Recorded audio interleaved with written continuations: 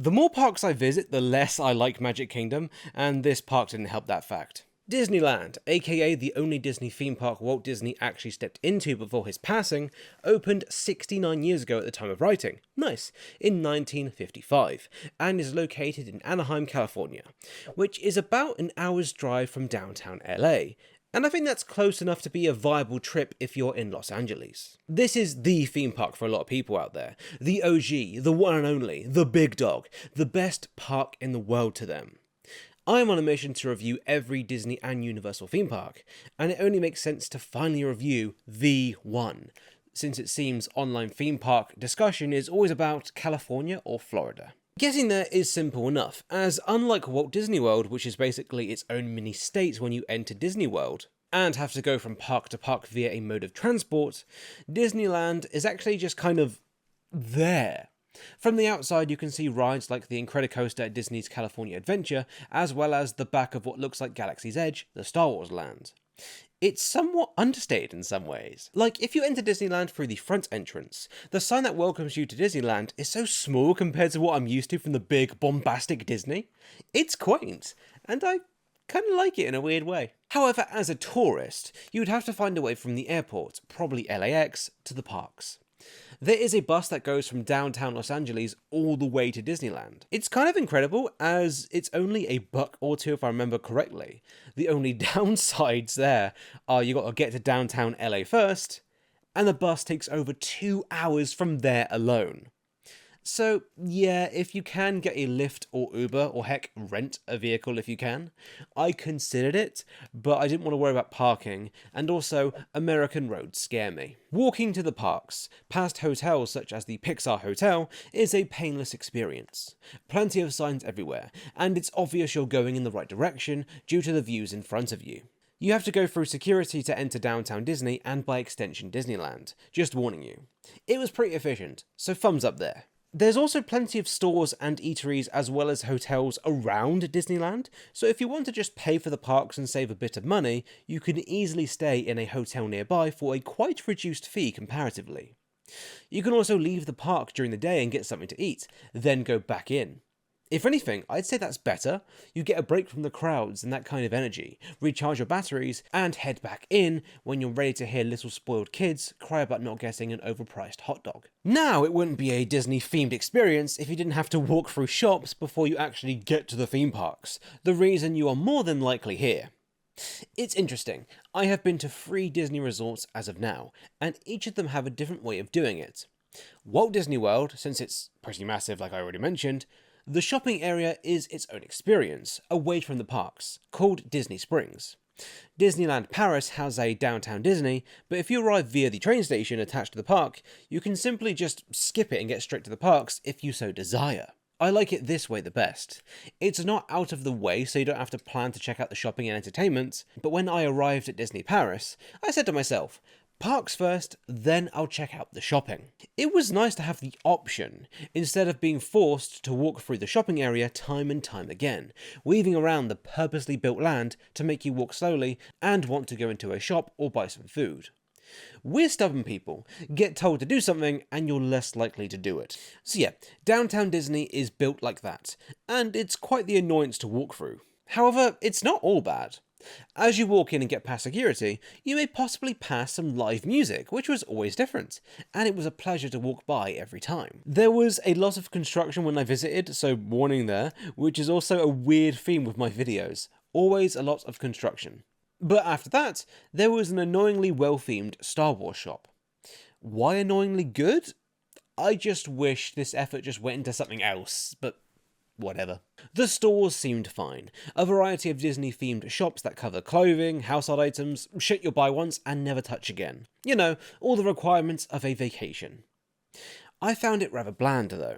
There was some nice theming due to it being the Halloween season, but outside of that time and other holidays, it's just a shopping centre, man. With 2 caveats though. Well, 3, it's attached to a theme park. But there's a hotel attached to Downtown Disney, named the Grand Californian Hotel. It had like this wooden vibe to it, which I really liked. The attached buffet restaurant looked really overpriced, but nice at the same time. There was a gift shop in the hotel with exclusive merchandise if that's your kind of thing. You get an exclusive entrance, and the lobby was pretty nice.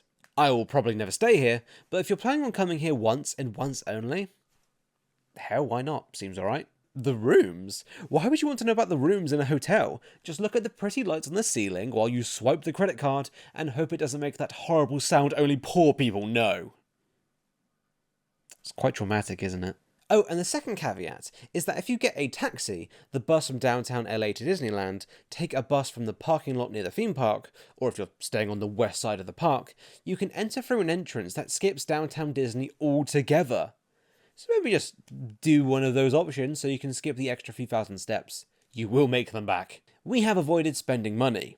So far. We are finally at the entrance of the park, and my first impression of the entrance is one of relief. As you can see, both this park and its younger sibling, Disney's California Adventure Park, are right next to each other, which makes going between the parks very appealing. There are some lockers outside Disneyland, which I know sounds so extremely boring to mention, but I filmed myself trying to fit a bag and a suitcase into their largest locker, and well, it was a mission. I do warn you, the footage being filmed is from the ground up, so if there's any male cleavage that appears, you have been warned. I got this in with, looks like, great difficulty. Like, I scratched the living shit out of it, so I've kind of ruined this, but whatever. My bag's there. This is what I'm taking into the park. I'm only doing this for one day. Let's see if this works. Remove that. Shit. Oh, it's not. It was about to do it. No, it's not. Let's see.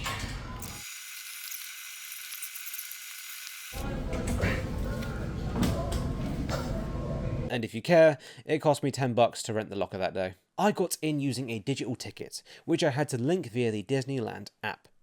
I got a ticket from attractionstickets.co.uk or .com, which was like a deal at the time. It was 3 parks, 1 park per day, meaning I couldn't enter the other theme park on the day I was visiting. And I had to pick which park I wanted to visit each day.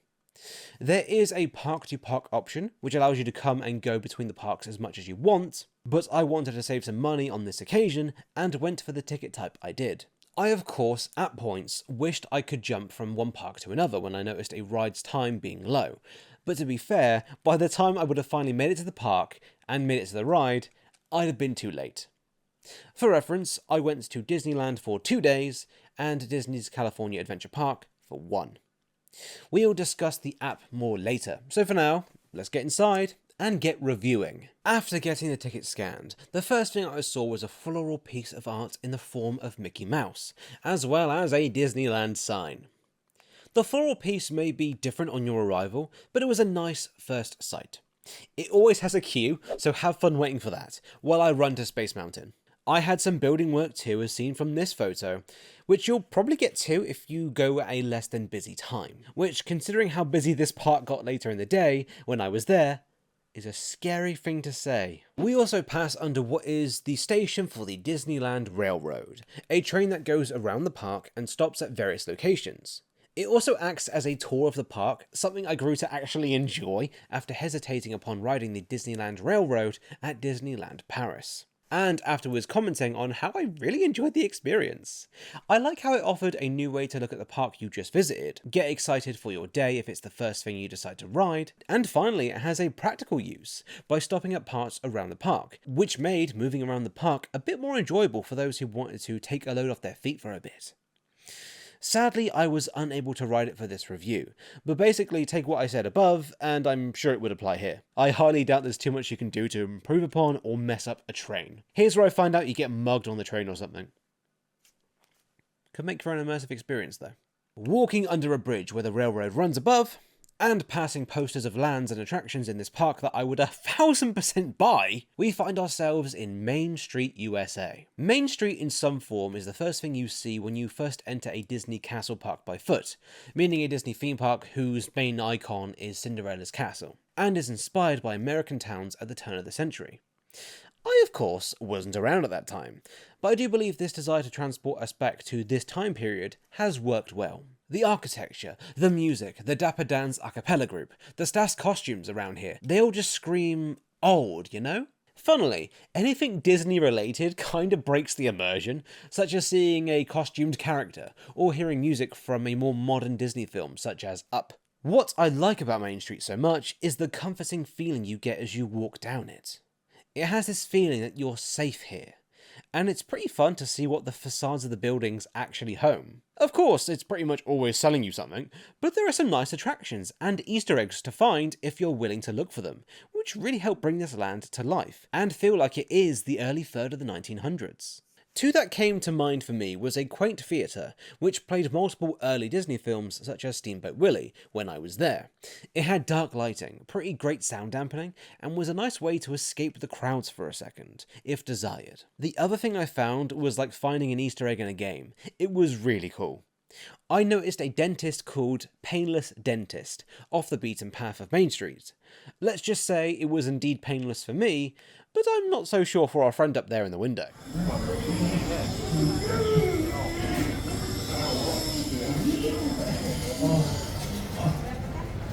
There, all done, Mr. Jones. Mr. Jones. If I had enough time, I would love to continue Easter egg hunting in Main Street, as I feel like there are more I couldn't find. Then again, maybe I shouldn't, as I might get highly disappointed in my findings. Parades often pass through Main Street, and people sit on the edge of the road in preparation for the parades. So if you see people sitting, waiting for something, there's a parade soon. I normally avoid parades since they don't interest me, but I wanted to mention them here. I noticed stuff often got shot on Main Street, as in both Florida and now the other side of the country, I walked into Main Street USA at the start of my day to see crew and costumed characters shooting stuff. So maybe there's your opportunity to get noticed if you want some stardom. That'll get tackled by the Disneyland staff, the risk is yours to take. Main Street basically is a massive shopping centre really, and this of course means stores out the wazoo, which is a bit funny considering you had to walk through downtown Disney to get here, which is already a massive shopping centre and dining strip. I felt that Main Street here was smaller than Disney Paris and Magic Kingdoms, but it still had a large amount of stuff to try and take your money from your wallet. I mention this to warn you, but also to mention some unique shops, such as a jeweler and an art store, which was showcasing this piece of art of Mickey and a man. I'm assuming Mickey is thanking the person for their work, but to me, it looks like Mickey has royally fucked up and is really sorry for what he has done. Walking down Main Street, I took in the castle ahead of me, as well as decorations that were out at the time. If there's a seasonal event, decorations relating to said event are normally put here, which leaves the other lands alone, which I prefer. Finally, I must say as we get to the end of Main Street, walking around here is way better at night than in the day. Like, look at this. However, this was towards the end of park hours. This is at the peak of the day. Towards the end of the day, around Cinderella's castle, there will typically be a firework event or something like that. This means a massive amount of people crowd around the area. I can't comment on such an event at this park as I sadly didn't get to do any of them. Now, the section where people watch the fireworks/castle shows at the end of Main Street USA at night, or when it is packed, is near impossible to walk through. Like, look at this shit. If I put some ambient music with zombie sounds behind it, you could believe it was a scene from The Walking Dead, when they cover themselves in guts to mix in with the zombies. If you are tepid or don't like forcing your way through to get somewhere in a crowd, you may struggle around Main Street at night. I guess the issue is that there's only one general entrance that you can access by foot, so it all gets funneled down this one pathway. Oh, and if you're entering the park early before the lands open, you'll be waiting in this hub area in front of Cinderella's castle too, which if you hate crowds, good luck. There's a unique feeling when walking into a Main Street that Disney nails, and I have had this feeling walking down every single one.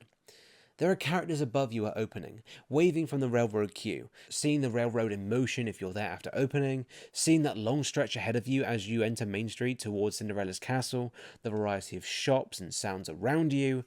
It's hard to explain, but it reminds me of Disney of old. Main Street feels like something untouched from the years and years of operations, and the further we move away from that time period the area is based on, the more of a pseudo time capsule it becomes. There may be no proper attractions, i.e. rides here, but I see Main Street overall as an attraction, one of which is always a pleasure to walk through whenever I visit a Disney park. And this one is no different. I will probably never buy anything from any store apart from the main gift shop though. Only locals must shop at the others, right? Like there's no way I'm bringing a painting or a massive figure on my carry-on luggage. Not this trip anyway.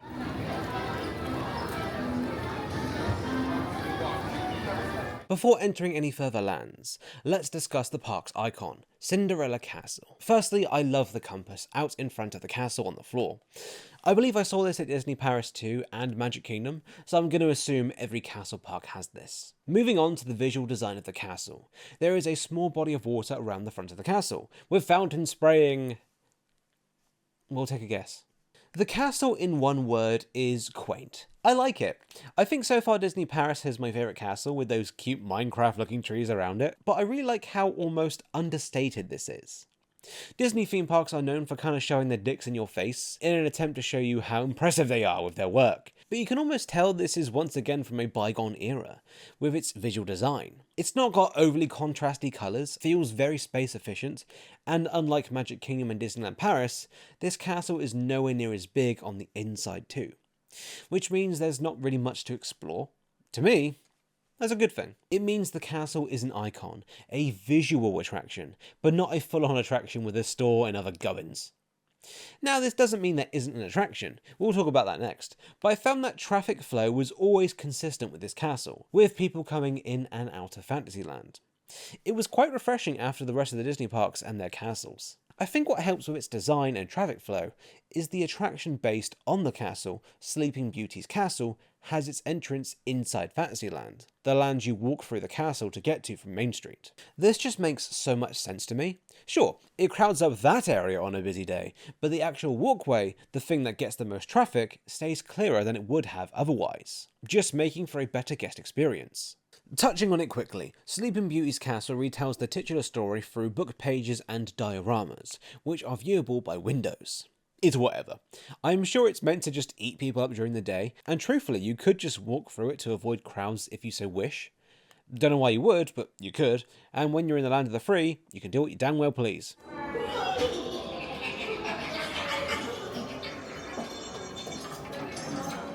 Now, considering we are already in Fantasyland, let's leave and review it later, because this is my video and Fantasyland looked at my wife weird. Instead, we will tackle where I tackled first, with Adventureland, the land with an Indiana Jones ride that I knew nothing about. And little did I know, my favourite ride ranking was about to change forever because of it. Passing under the Adventureland sign, which gives off a vibe of exploration and the possibility of meeting someone who may like human flesh, right next to the sign is an attraction I always knew existed, but never bothered to try. Walt Disney's Enchanted Tiki Room, originally opened in 1963, and really gives off the vibe of this was made a long time ago. Is that a bad thing? We're about to find out. Before entering, there was a juice bar in the waiting area that people seemed to bloody love. People were still waiting for it after the doors opened to let us in. Crazy stuff. Must taste like God's tears or something, man. As for the actual waiting area, this is known as the Enchanted Tiki Gardens. I noticed there were tiki masks, such as this Maui one here talking, but due to the crowds, I had no idea what they were saying, so let's just say they were discussing this week's episode of One Piece. Entering the room of Enchanted Tikis, sitting down and being commanded to wake up a parrot by a staff member by saying, "Wake up, Jose." What commences is an about 15-minute show of very primitive animatronics around the room singing to us and presenting a show. The room around you will take part in the show, such as panels in the walls singing along after a certain point. It does make for a quite dynamic show for your first time. The titular Jose is basically introducing you to the bits of the room, and they all join in with the show as we go. This has a charm for sure of the older Disney, however I'm sorry, I found this god-awful. The main reason is I just found it unbearable with the older animatronics used throughout the show. And the reason for that is their mouths made quite loud clanking sounds throughout the performance. I was wondering what that dang sound was once the show started, but when the bits in the wall started spitting bars near me, that's when it clicked, or clanked if you will, and when the chorus kicks in, it's comical with the amount of clacking taking place. It was oddly distracting. I'm willing to bet a tenner there were people in the room with me who adore this attraction, how it was such a big part of their childhood, and that's awesome. I'm so happy for you, and if anything, I enjoy that this landmark of Disney theme park history is still open. I hope it stays open forever, as this attraction may not be for me. I just wish people who like it can continue to enjoy it for as long as they wish. It's just not for me. Speaking of not for me, let's move on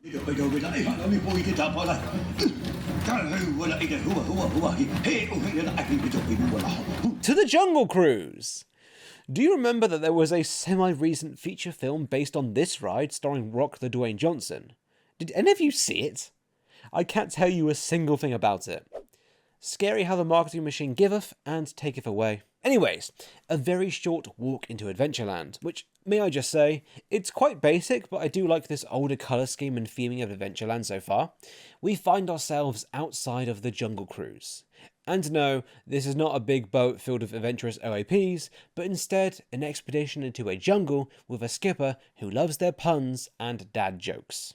Final fact before we ride. This attraction opened during the first year of operation, back in July 17th, 1955, which is A, wicked theme park history, and B, as of the time of writing this section, means the Jungle Cruise is 69 years old. Nice.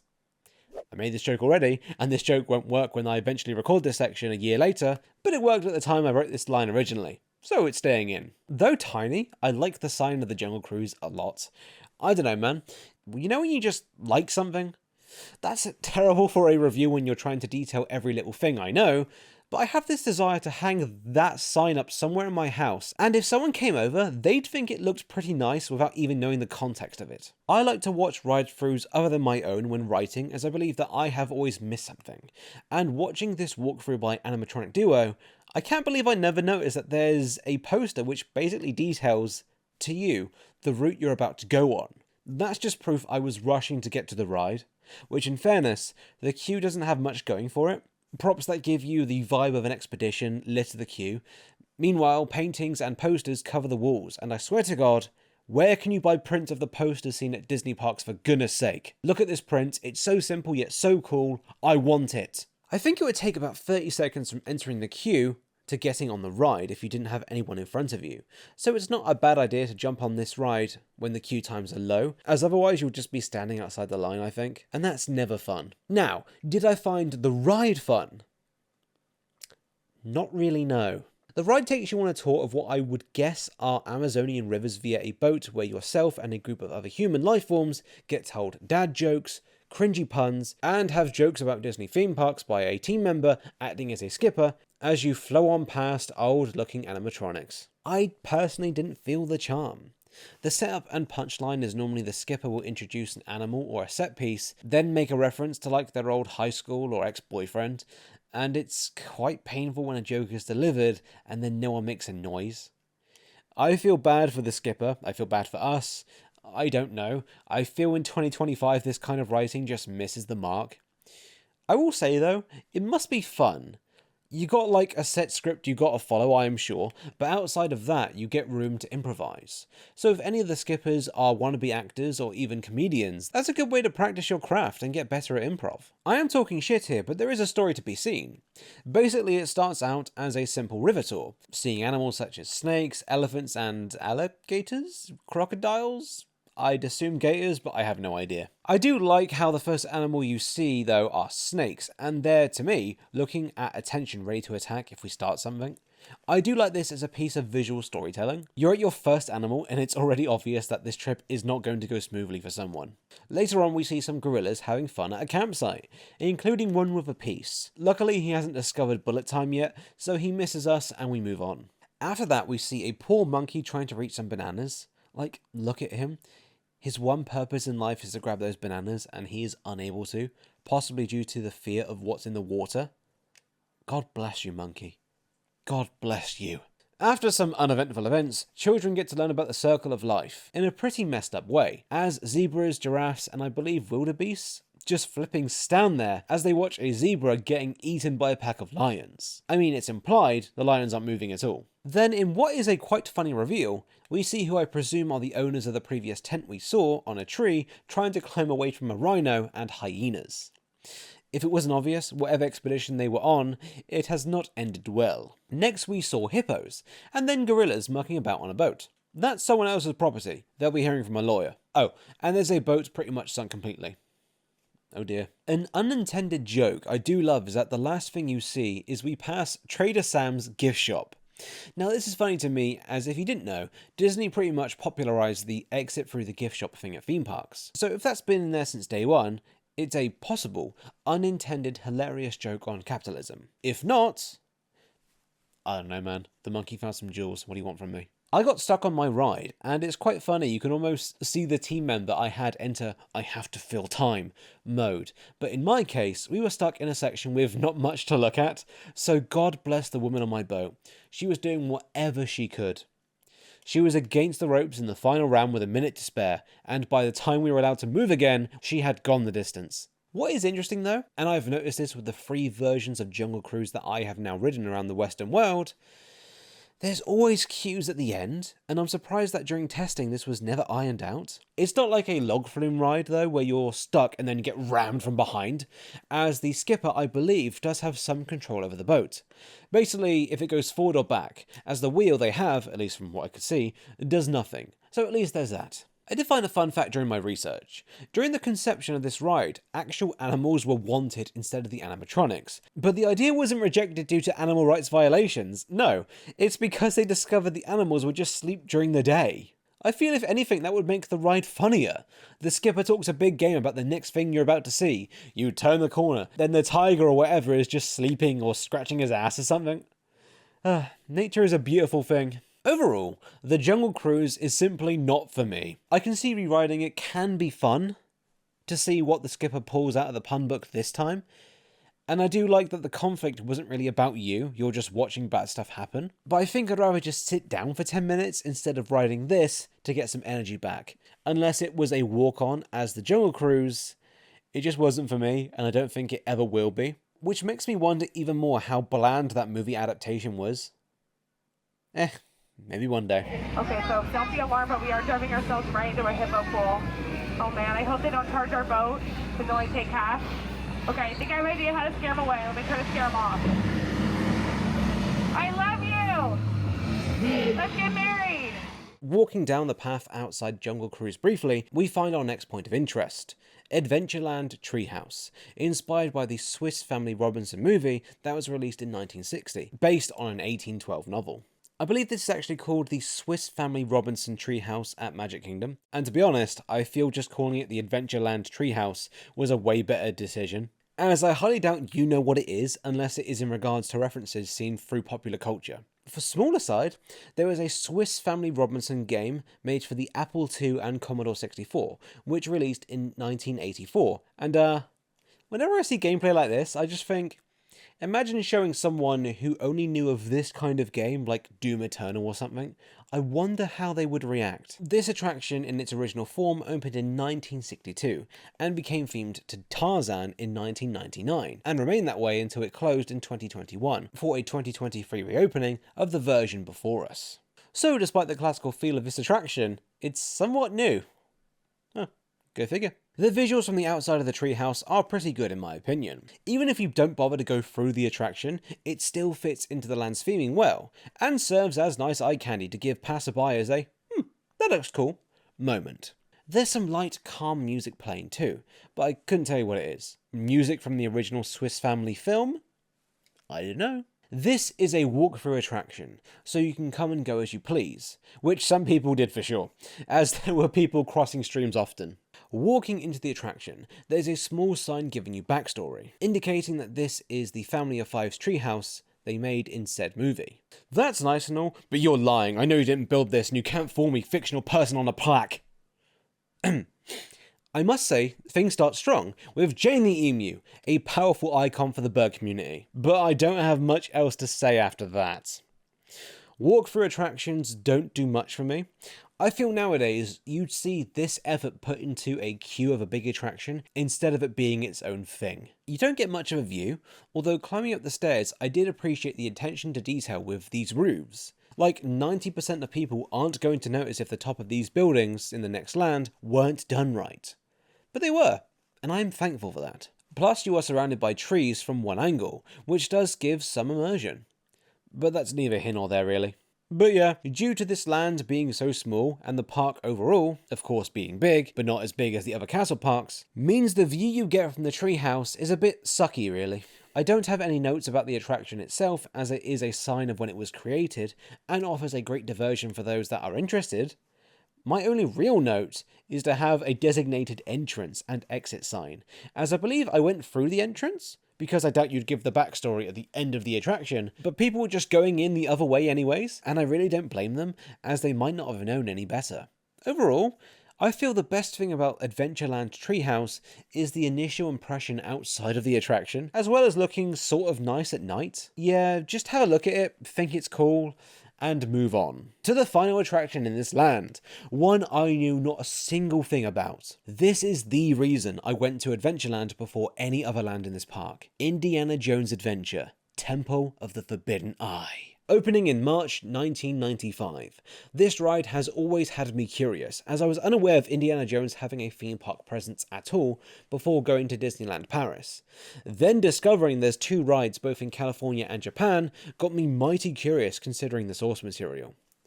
Let's do this. Please be good.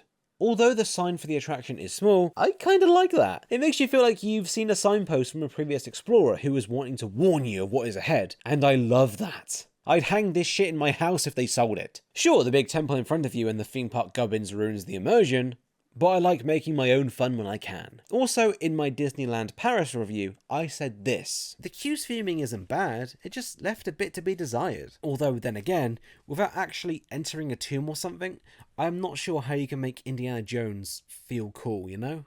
I do know that there's a ride at Disneyland in California too, based on Indiana Jones, so maybe I can be proven wrong. And it looks like a tomb is before us, so my hopes are high with this one. Entering the queue, 1930s music plays through a radio, though I found that out via research, as I couldn't hear it very well at all in my experience. What I also learned is that the 2 props you pass, a troop transport truck and a small mining car, were screen-used props in Raiders of the Lost Ark and Temple of Doom respectively. Hell yeah, love that. Approaching the temple and passing what looks like bamboo to me, let's inspect the outside of the temple a bit more. I love how weathered it looks, and oddly I like how small it is. It makes it feel like, although tiny, it's a building that is hiding some mysteries underneath it. I was told by some people that there was a single rider queue, but from what I could see, I didn't see a single rider line. That or the team members that day heard I was English and instinctively closed it off for me. And I wouldn't blame them. Firstly, as you get to the entrance after going back and forth through the cattle-paying queue, a small note: if you get a lightning lane or a skip the line pass for this ride, you skip this outdoor portion of the queue and the lines converge once you enter the indoors portion. I'd argue that isn't much of an issue, as the outdoor part of the queue is the bit that takes ages. Once you're indoors, I felt the queue moved at the same pace over the multiple rides I did throughout my day at the park, all with various wait times. So I feel a real judge for how bad the queue is at the time you're going to ride it is how packed the outdoor portion of the queue is. Entering the temple and walking around a stone idol with holes in the wall surrounding it, which I am assuming are holes for arrows to shoot out of and poke you in the bum, the illusion of entering a temple or tomb is quite strong the deeper we go, which includes an ambient track booming through the speakers, which persists until we get to the introduction video quite late into the queue. The further I walked, the more I noticed so many holes for people to put things in. Clean your mind. I also appreciated the addition of water fountains this early into the queue. The LA heat is nothing to mess with, so thumbs up for that. But yeah, the immersion was strong. Before then walking down a stretch where you see people exiting the ride to your left. We'll touch on this again later. Continuing, the bamboo structures around us become a cave, with the ambient track taking on more of an echo tone, with water droplets. Seriously, if it weren't for that small break in immersion, I'd say this queue is pretty damn great at setting a mood. And we're only like halfway there. Walking past many skulls with spikes poking into them that made a child in front of me go, uh-oh. We enter what feels like a dig site, complete with a pull rope for people in the queue to interact with. Neat. Entering a cattle pen queue, 2 thoughts came into my noggin. Wow, this queue is long but efficient, and I love this pre-show video. In this cattle pen section, the main commanding source of light in the room is a projector, playing an around 2-minute video where Salah from the Indiana Jones movies does your typical, here is the ride vehicle, your safety information, blah blah blah. But what I like so much about it is its whimsical style, coupled with the humorous voiceover, and equally humorous at times images of Salah interacting with riders about to ride the ride in story. What I didn't know was that there is a full pre-show that lasts over 6 minutes. How cool! The pre-ride series I didn't know was running at the time was called Eye on the Globe, and I am shocked this wasn't running as it gives so much backstory to this ride. The Temple of the Forbidden Eye became a vacation hotspot after Indiana Jones, famed archaeologist, discovered it, and the reason being was its potential otherworldly benefits it may hold. The clip warns though of the temple idol, and how looking into its eyes opens the gate of doom. The next video takes place after the first. The temple is even more popular than before, but people are now claiming that others have not returned after entering.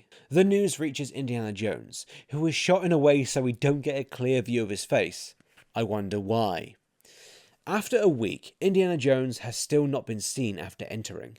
In the third and final pre-show video, it gives backstory to how Indiana Jones found this temple, and what he warned others regarding it. Still, it didn't stop people from trying to enter it to seek their dreams and aspirations. And I love the final line of, "They're ready for an international shopping spree." They're ready for a supernatural shopping spree. The fact that this pre-show video was turned off in 2020 and not brought back until January of 2025 is bloody mental to me. It's entertaining, informative about the ride, gives context to certain things that happen in the ride, and adds so much to the whole experience. I am gutted I didn't get to see these at the time, and instead I had to find out about their existence via research. Tut tut tut, Disney. Tut tut tut. It's an even bigger shame, as I love the pre-ride videos overall. It has such a whimsical tone and style which juxtaposes the ride you're about to go on, and even the queue that you are waiting in. Imagine you were a kid, walking through this dark, spooky tomb. You're holding onto someone's hand for comfort. You walk into this room and hear, "Welcome to the Temple of the Forbidden Eye!" It would be so disarming, but in a good way. Deeper into the queue now. There's not much to see, so before we get on, I found this TV special of the dude we just saw in the pre-show safety clip, aka the aforementioned Salah, along with the actress who played Marion Ravenwood, a key character in the Indiana franchise. In this special lasting about 6 minutes, it is basically Salah saying, "This ride is cool and not dangerous, skeletons come back, they ride anyways." Marion's actress says, "OMG, can we go again?" It acted as a promotion for the ride, and I oddly love it. If I was a kid in 95 and I saw this special before the ride opened, I'd be stealing my parents' credit card to book a trip. But I wasn't alive, so I couldn't do that if I wanted to. Oh, and in the queue, I fully confirmed that this ride doesn't have single rider, so you can't skip ahead if you're flying solo like I was. Boarding the ride vehicle, a Jeep SUV style vehicle with 4 rows of 4 with built-in speakers for the score and dialogue to play through. This ride type I've experienced once before at Animal Kingdom, my current favourite Disney park, and no, I didn't stutter. So I was mighty curious for what was ahead of me. And what was ahead of me was constant stimulation, zero foreplay, and my favourite ride in this park. After being seated and welcomed by Salah over in-car speakers, we approach doors, which evoke a welcoming, calming tone, as the disembodied voice says that we have chosen life. Little did we know, we just got catfished, as when we enter the next room, we accidentally see the titular Forbidden Eye in the ride's title, as the lovely face became something out of a PG-13 horror film. And the voice is none too pleased with us. Maybe they're precious about their eye, maybe it's a lazy one. Turning a corner that looks way less thrilling than it is, lightning covers the walls, as it seems we are moving towards our doom. However, Indiana Jones is there to save us by holding a door back and instructing us where to go, as it is the only way out. I like the quite subdued introduction of Indy here. Like, there's no music sting saying, "He's the hero, he's so cool." Instead, the iconic Indiana Jones theme starts upon when we see him, and kicks in once we attempt to make our escape. I hope you get what I mean. I just felt this was more respectful to the audience's intelligence. I will say though, Indy is holding the door for what exactly? The lightning? Indy is stronger than the lightning pulsating from the door? Doubt. Anyways, after some driving in the dark that at one point made me say oh shit, the music changes into a vocal chorus, as we have such a wicked reveal of the room we will be ducking and weaving in for the next few minutes. The stone face we saw previously has now become a half skull, grown tremendously in size, has fire coming out of an eye, and a cute occasional strobe lighting effect. It's trying that one light, God bless it for trying. Not until a frozen frame on my laptop when writing this section did it fully sink in how bloody cool this reveal is. The wooden bridge looks so intimidating, like, can it hold my weight levels of intimidating? Of course the face, and the snakes too. Those fuckers looked evil. Navigating the tombs a bit, mostly in the dark, this felt like a come down after that reveal. But I did go whoa at some point, so I guess it was fun. The car loses power briefly, and when it turns back on, the headlights see creepy crawlies on the wall via a projection. The music here is what gives the effect of the creepy crawlies getting up in your grill, as the music becomes more string-based. I don't know. It works. The previous chorus comes back over the speakers, as we attempt to cross the bridge, using this section as a motif for that piece of music. To both your left and your right, if timed well, you can see other riders around you, and this made me think of something. In a park where I have already mentioned the size constraints once, and I will again throughout this review, and you do feel it here when leaving the ride, like I mentioned earlier, but the ride itself benefits, in my opinion, from being a bit tight. Let me explain. In other dark rides seen around the world, there are always moments where you are seeing other riders when you are going through the story, and in most cases it is immersion breaking. In this rare case, I fucking love that I see other people while on this ride.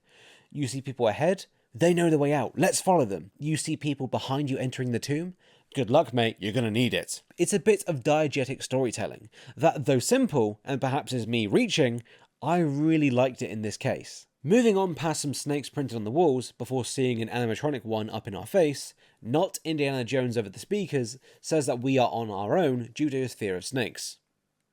What a dick. Entering the fiery skull and dipping under the bridge, we enter a dark room where lightning bolts on the wall move away from us. Is this some kind of force showing us how to escape? That bit lost me there. After a moment of calm once again, the music picks back up as we see via a screen, mixed in pretty well, that the tomb is starting to collapse around us. But as soon as we turn the next corner, there's a bunch of bloody skeleton warriors who attempt to shoot arrows at us via an air gun effect. The effect works great. I just personally hate them, as if one hits my ear directly, my ear is popped for the next day. I guess you could say I didn't leave the temple unscathed, just like a true explorer. Dora would be proud. Escaping them, which, small pause, wouldn't skeletons be really easy to fight? They're just bones, so knock them hard, and I'd imagine they come apart like a Lego video game death. Back on track, we enter a room with a spotlight on Indiana Jones hanging from a rope. A big old boulder appears from the darkness as we drop down, and the iconic theme plays once more. Finally, below we see Indiana Jones and a cracked boulder. No, he didn't super punch it, I think. He says we aren't bad for tourists, and we should stay out of trouble as we enter the unloading area. Yeah, I flippin' love this ride. To quote my initial thoughts, crazy man, did not expect that, no foreplay, goes right into it. Constant overstimulation, simple story, I really like it. The score of this ride is so interesting to me, as it is indeed scored by John Williams, originally. To quote part of the Wikipedia page via a checked source, in addition to dialogue and sound effects, an orchestral soundtrack plays through the speakers built into the troop transports. This melody contains segments and motifs of John Williams' original score for the first 3 Indiana Jones movies, rescored and re-recorded to sync up with the perils of the adventure. Richard Bellis was responsible for the adaptation process. So basically the score is a mix between a mashup and a fan cover, but you wouldn't be able to tell. The music really helped to enhance the ride experience, and overall I feel this ride is impressive. I have heard the Japanese version is much better than this, and I look forward to trying it out one day, as Indiana Jones Temple of the Forbidden Eye is a complete experience, with a great queue, and is an immersive experience. I say that, when you're done with this ride, you actually go back on yourself in the queue, walking a separate path back to the entrance. It does hurt re-rides a tad, but I don't think it's that big of a deal, and if anything, you get to look at bits of the queue again and go, God damn, I want to ride it again. Not bad. Tourists.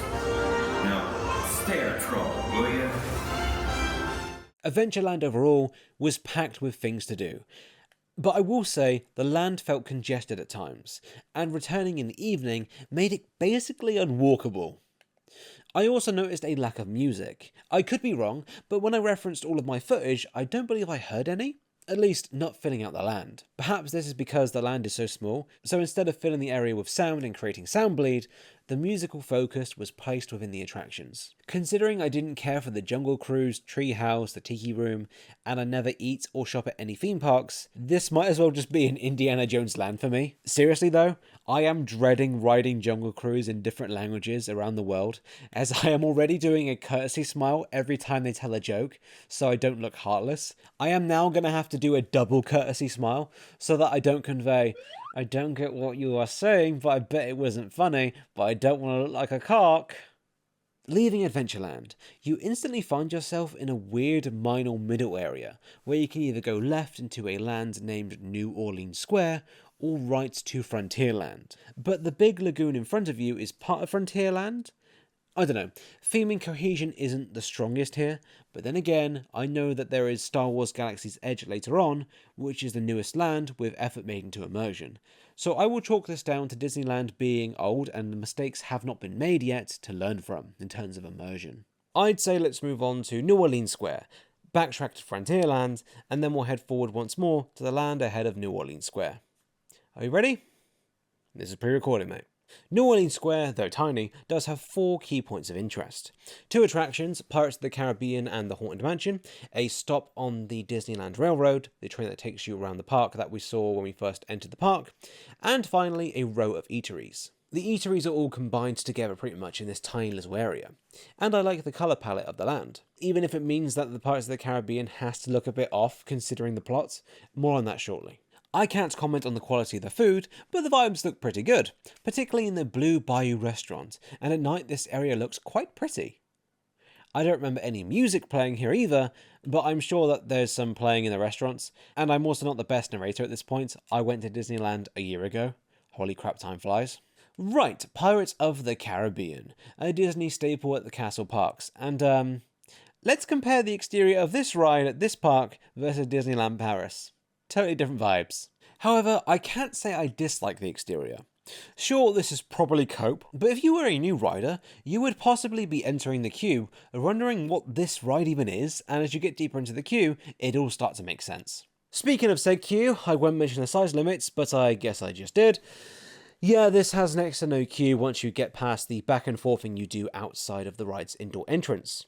I have nothing to say apart from that I'd hate to be in a big queue for this ride, as you have nothing to look at for about 8% of the queue, but once you're indoors you do get a preview of your ride vehicle via passengers floating by you, as well as a small section with some sand, treasure, and most importantly, a parrot talking mad shit about your mum. Walking towards the ride vehicle, the queue music, once it gets past some pretty book standard stuff that I couldn't really comment on, there's some iconic musical notes that any previous rider will tell you about. You're humming them, or at the very least thinking about them now that I mentioned it, more than likely. I look forward to comments where people say, "Nuh-uh, I didn't insert insult here." Yeah, in a rare case for such a massive ride, there's very little to discuss apart from the ride. So, Pirates of the Caribbean is a boat-based dark ride, with some of the most uncomfy chairs you will ever sit on. Like, seriously, look at those things, yeesh. And it originally opened in March of 1967. Since then, it has had various adaptations produced at Orlando, Tokyo, and Paris, as well as a cancelled version in Hong Kong. Then the attraction got a film series based under the same name, I'm sure you know it, which then got an adaptation in Shanghai Disneyland. So to repeat, Disneyland unveiled Pirates of the Caribbean in 1967. It got adapted into a film series that lasted from 2003 to 2017, and then in 2016, the film series got adapted into a ride that doesn't follow the story of the ride, but the films. Have you gone cross-eyed yet? Sat on the boat, ass already in pain, we leave the dock, and okay, I have ridden 3 of the 5 Pirates rides around the world now. Why, as soon as you leave the dock, do you then look into a restaurant? I mean, I get why. It must be cool as a diner to eat dinner, and then watch strangers on a boat float past you. Okay, without being a twat, the ambience would be pretty great. But in the story of the ride, why are we seeing these people? especially considering the plot of the ride takes place during the golden age of pirates, and no, they're not looking for the One Piece. I don't mind it here, since we have such a small indoor queue that there's not enough time for immersion to be built, but in the other parks, it bothers me that we see people after leaving the port.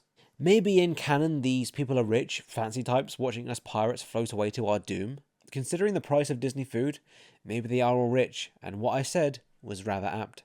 Moving on and discussing the ride now, ignoring the crowds to our right, to our left it looks like we are floating through a bayou, complete with living boats, and gators, as well as Hillbilly Joe over here strumming his banjo nice and slowly. No, none of that was a euphemism. After a spell of darkness, we are warned of pirates ahead, told to stay inside the ride vehicle, and that dead men tell no tales. All told to us by a skull on a wall ahead of us. The lighting is really effective here. The skull's the only thing visible, and after that you're plunged into complete darkness, unaware, if this is your first time, that there's a drop in front of you. I can't tell you how steep or fast it was, as it was pitch black, but considering a miserable British person, aka me, was able to sound like he was having fun, I would assume the drop was effective. You get a small reprieve, as we flow along in what feels like a cave, as we hear yo ho, a pirate's life for me, before we then have another, much smaller drop. I still made a noise, so I'm guessing once more it was fun enough to make certain mouth muscles on my face move. The vibe changes in an instant, as we hear, dead men tell no tales, once more, as we pass a bunch of long dead, shanked up geezers, followed by a skeleton who looks like he's driving nothing, but some simple lighting effects prove otherwise. We then pass more skeletons. These ones seems to be successful in their attempts to get untold riches. However, I am unsure if they died trying to get the riches, or passed on while protecting them. The power of interpretation. A disembodied voice basically warns you to not go beyond, and yet we plan to. At least, that's what I got from it.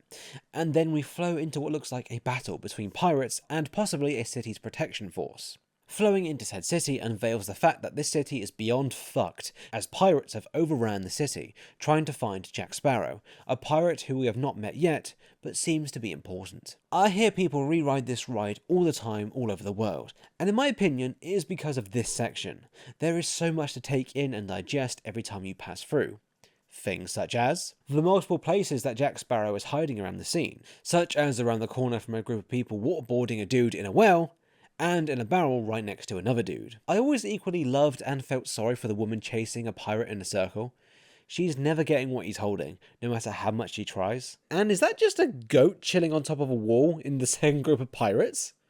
Pop off king. This extended scene in a town overthrown by pirates is great, with the pirate singing yo ho, a pirate's life for me, throughout with references to where is Jack Sparrow, a lonesome pirate in this world. Yes, this is where Jack Sparrow originated from. In my rides past at Magic Kingdom and Disney Paris, boats would pile up here at the end of this section, but thankfully the boats kept flowing, which made this experience much more pleasant. I swear, being stuck at the end of the section just makes you grow to hate the yo ho song if you already didn't. Flowing deeper into the destroyed town, past prisoners being teased by a dog with keys, and some pirates having a shootout Naked Gun style, this is where the boats wait on this version of the ride. However, I waited about 10 seconds, which beats the minutes I waited at Magic Kingdom and Disney Paris. So thumbs up there. The sudden break still hurts though. Climbing up a hill, Jack Sparrow is singing along with the pirates, surrounded by his riches. It's funny, in the other two versions I have ridden that have this scene where he's surrounded by gold, it's obvious that he's now rich. Here, sure he has some gold, but it's not like he's minted beyond belief. I like how we go through this ride, and if you didn't look to your left at the end, which I'm sure most of you will, you'd miss the ending of the ride. I know it's a size thing, but I just find it funny. Massive set piece of a town burning and being plundered. Small hole in the rock with Jack Sparrow flaunting £200 worth of gold at Cash for Gold. I meme, I joke, but I actually enjoyed this version of Pirates of the Caribbean more than any I have previously ridden. Maybe it has more charm to it, I don't know, but I feel like it was paced a bit better than the previous versions I have ridden. And unlike other times, I wanted to ride this again, as I got the vibe and why people like it. Don't get me wrong, I would ride it again maybe once on the trip, and I still don't feel like it's an all-timer, but I understand it a bit more, and I look forward to trying it in other countries. Maybe I'll just grow to like this ride more and more over time. But I'd say ride this one 100%. It does feel like you're riding history.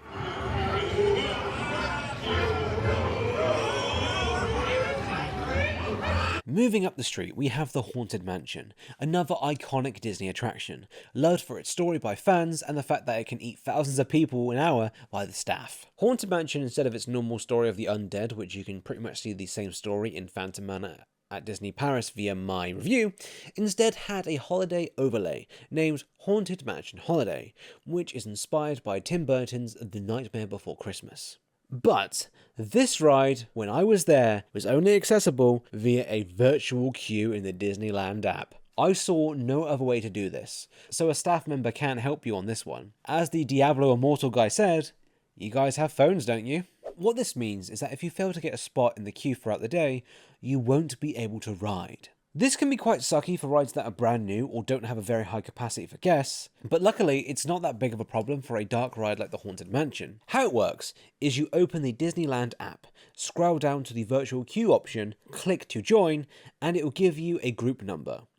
Groups are called in batches, and when your group is called, you get 1 hour to ride. The virtual queue system, I will say, does mean queues aren't as bad as they could be, and allows you to plan your day a bit if you're into that.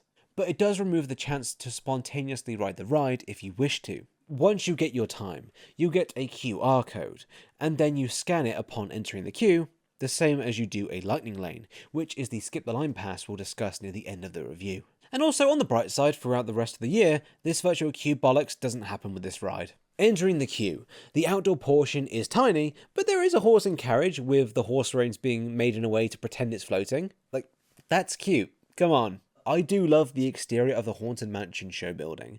It's sleek yet oddly ominous. I feel the Christmas decorations take away from this, but perhaps instead of trying to scare, the holiday overlay is meant to be more playful. Time will tell. Exiting the Californian sun, we enter a dark room that will become very tight shortly. Pictures with the main source of light command your attention. The lights cut out, and the pictures change. A voiceover booms through the speakers, which I believe is just the introduction to A Nightmare Before Christmas. I don't know, I've never seen it. And the pictures scroll slowly as the illusion of the room stretching takes place. But only for a short while, as instead from above at the end of the speech, a projection mapping of Jack Skellington appears to finish off the pre-show. An effect I did not expect, and one that made me utter the word, cool. Cool. See? I told you. In the next pre-show room, what is typically meant to be a spooky hall is instead a bit less spooky, as the pictures on the walls are now Christmas themed, and don't really feature anything that would make a little kid possibly have a bad dream. In the Phantom Manor at Disney Paris, there's a cool effect in this room where the sound of lightning strikes, and for a brief second, you get a secondary image to the painting. One that always stuck out to me was of two people preparing for a duel, and the snapshot image was of the duel taking place. It's such a simple yet cool effect, and instead here, the images just match fade. It's not a bad effect, but considering what the Phantom Manor did, and I'm going to assume the other rides do too, but I can't confirm this, it is a shame that this trick was missing, and replaced with something else. Now, is it a good time to say I never really cared for the Haunted Mansion? It's not bad, far from it, but I never got the hype. Phantom Manor so far has been my favourite version of this ride, but I'm not in love with it. This is to say, a reskin of a ride I'm on is a good idea, but I didn't care for the reskin. Don't get me wrong, the retheme here is impressive, as the amount of things that are replaced or edited is pretty dang high. We have a new storyline compared to the old ride, but I couldn't tell you what it is. What I should tell you is what the ride is. It's an Omni-Mover dark ride, which means you are sat in a seat on a constantly moving track, and the ride system is an oldie but goldie. It ensures you see everything the ride designers wanted you to see, complete with speakers in each seat so you hear it all. Sound bleed be damned. If you want a review of the spooky version, and from what I can gather, better version of this ride that I have ridden, then my Disney Paris review is the video for you. As for my comments on this ride, there's a big part near the end which is like a grand reveal, and I must say, the reveal here is even better than the original in my opinion, mainly due to the Jack Skellington animatronic, as well as a really cool twisted tree. Look, if you're in the park, you're gonna ride the Haunted Mansion probably. And if you love The Nightmare Before Christmas, you may actually get a kick out of this, as it apparently takes place after the film, so I guess it's canon, and the reskin has its fans, judging from my research. But I am sorry, I got off this ride and there were like question marks floating around my head on what I could critique about this ride, so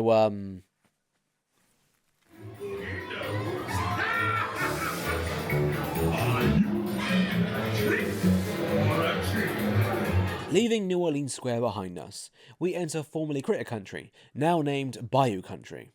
This'll be quick. The main ride when I was there was closed. Splash Mountain was an iconic log flume ride that had a somewhat troubled history due to its past source material, and it was closed when I was there as it was being replaced with a new ride, Tiana's Bayou Adventure, based on Princess and the Frog. Can't comment on either, though from ride-throughs, Tiana's looks pretty good. So when I was there were only 2 attractions open. Davy Crockett's Explorer Canoes allows you to ride a canoe around the water of Frontierland. Okay, that's kind of nifty, I'm not gonna lie. I kind of regret not doing it.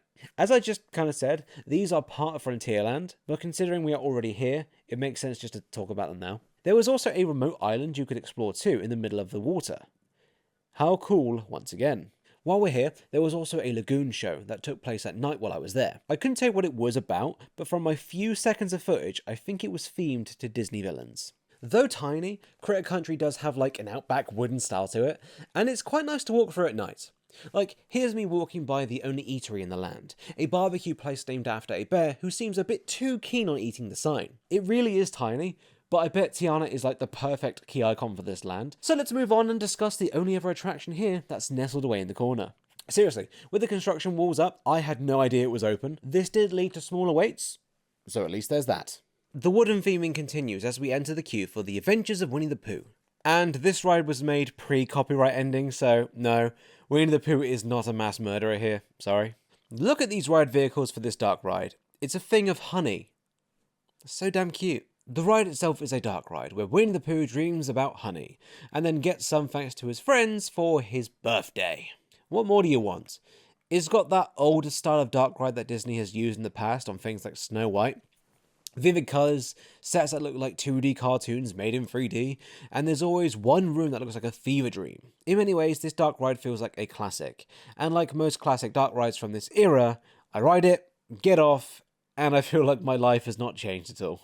This ride tells an ultra basic story so that the kids can understand it, and is in no way made for me. And that's okay. Heck, the mother to the right of me was on her phone most of the time, while the kid in front was having a gay old time. At 3 minutes in length, pretty long I'd argue for a classic style dark ride, plus the subject matter, I think this ride achieves its goal of keeping kids happy and giving parents a quick break. Now the version that opened up in Tokyo Disneyland in 2016, let me at it. Tell you what though, I would hate to break down on this ride in this room or have some kind of failure. This shit already looks a bit creepy. Having no music on while you are sat here it feels like something would jump out at you at any moment. Happy birthday, girl! Moving ahead, we have the newest land at this park, and one that was basically a counter to Universal's success with the wizarding world of Harry Potter. Star Wars Galaxy's Edge, a canonical world in the Star Wars universe. Star Wars Galaxy's Edge was pitched as an immersive world, complete with actors that don't break character when asking a question, and land-exclusive Coca-Cola products, that opened in May of 2019. If you want a purely raw experience of someone entering this land for the first time, where I think I rant about the entrance, which is funny in retrospect, check out my Hollywood Studios review, where I got to experience this land after hours, so the land was pretty much deserted. It was very cool. Speaking of, entering the land from both entrances, I think is great. The, what I believe to be, main entrance is amazing. The rock work looks appropriate, yet otherworldly. And the sightlines, when there's a blue sky, are wicked. There's nothing once you're in the land to take you out of the feeling of being in Galaxy's Edge. The other entrance from Frontierland, which is the next land we'll discuss, the theming transitions really smoothly. You go from brown rocks and wood through a tunnel where the wood and rock transition to a Star Wars-esque brown rubble, and it works really damn well. The grand reveal here, though not as impressive, still is cool and otherworldly in my opinion. Technically there's a third entrance to the land, and by technically I mean there is, but going from the other 2 entrances' quality, I'd assume it's at least good enough for immersion's sake. Going to Disneyland must have been really annoying when this was being constructed though. Plenty of walkways would have been blocked going between lands. Not my problem though. The first impression walking around the land continues with the positives. Stormtroopers will walk around, as will other characters to interact with guests. A show takes place by the rebel-looking vehicle. I think they're called TIE Fighters. I know very little about Star Wars. Buildings and stores are all appropriately themed, with, for some reason, this bit here, by the TIE Fighter being something that always catches my eye. It's just a staircase leading up to a door, but that extra bit of theming makes me think someone lives there maybe. Maybe someone who owns one of the stores around here. I don't know, but I like it. Speaking of, in the land there's a strip of gift shops that, if we truly used our heads, wire shirts and gifts being sold at a market about the world they live in. But at the same time, I work in London, and the amount of London tat you see trying to be sold, so maybe I just cancelled out my own point. The theming here, once again, take a drink, is spot on. I love how almost back alley it feels. I love the basic animatronic animals in cages. This popcorn machine, though it simply is just dropping popcorn slowly with a spotlight on it, it looks the part. I am truly impressed with the theming. And this is stuff I didn't take in as much on my first visit due to it being at night. In the centre of the land, in a windowless building, features another gift shop where I believe you can build custom lightsabers. Now, although I don't care for lightsabers, this gift shop 100% walking through was... wow. The animal heads on the wall like prizes, weapons and gear hung like a point of pride that this fictional shop owner owns all this stuff. This gift shop is great. I'm not going to buy anything here as I'd rather pay to feed my kid instead of building a custom lightsaber, but to each their own. I won't rattle on, but the theming throughout the land is 10 out of 10 in my opinion. They make having shitty theme park food at least fun with a great mise-en-scène, and this robot working hard. It's a fun land to walk around in, find Easter eggs, and I am sure that there are apps or treasure hunts that I can do that I just don't know about. And I would argue, although gimmicky, I am sure big fans would love it. The big spaceship near the east entrance of the land holds a show I noticed, where I'm sure it's... fine. I don't care much for live entertainment, but wanted to mention it for people who do like that stuff. I also couldn't remember any music in the land. Instead, music is in the buildings and attractions, which works well for the land's intended vibe. Finally, before we touch on the two rides here, I came back here during the evening to see if it's like the Orlando version. And yeah, it's good. Though some could argue it's bland.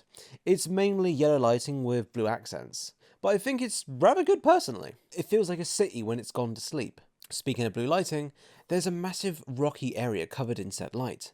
This is a front against the Resistance in canon, and in the real world, this is part of the entrance of Rise of the Resistance, a dark ride I loved in Orlando, and spoilers, it is the exact same it feels like, but every video is someone's first, so let's begin. The queue is long, and it's a bloody journey.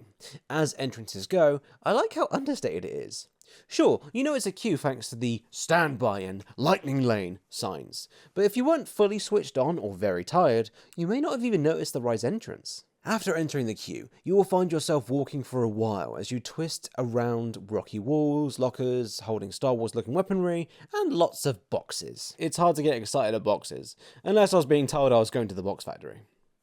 In the Florida version back in 2023, I noticed QR codes you could scan to, I believe, read intel and backstory on the ride, but I couldn't see any here, which was odd.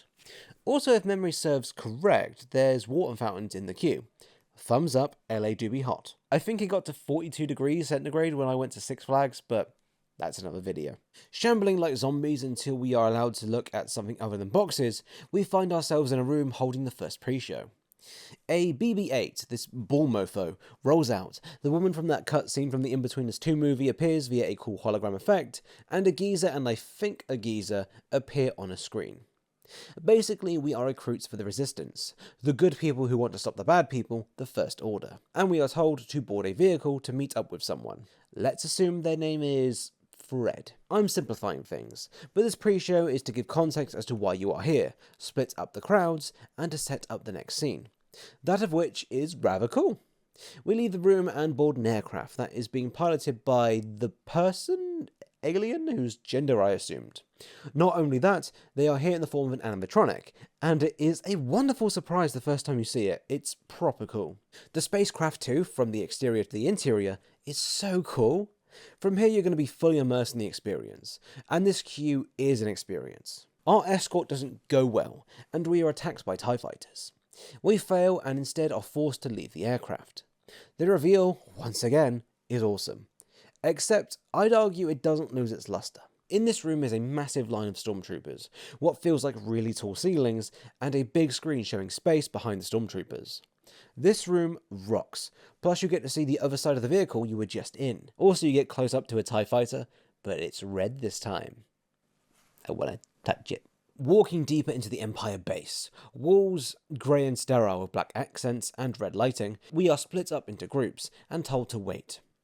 Previously, the cast member, member of the First Order, mocked the members of my group in a very PG-friendly way on my first ride back in 2023. It happened here again, but it was... Damn, man, they weren't even trying. Plus, they still haven't picked on me. I am British. It is right there for the taking. Take it! Would you believe there's another pre-show? Yep, 3 pre-shows in this bad boy. We are told to stand in a room and wait for Kylo Ren, the big bad of the modern trilogy of Star Wars. He appears and says that we know the location of the Resistance secret base, and he will get it from us. In a power play, he uses the Force to try and spook us, and turn all the lights off. Cool party trick, but little does he know, I just shit myself. Neither are related. He then walks off, and to our side, a nifty effect where a door looks like it's being burnt open happens, and then we are told that we are being rescued, and we are told then to get into a vehicle, sitting in a row dictated by the colour we were given earlier, and finally, we are here. The lad from Attack the Block who told the kids to go and watch Naruto, I am doing this on purpose by the way, appears before us via a screen, and says that the droid at the front of the vehicle is programmed to return us to the planet called Batu, which I guess is where Galaxy's Edge is set.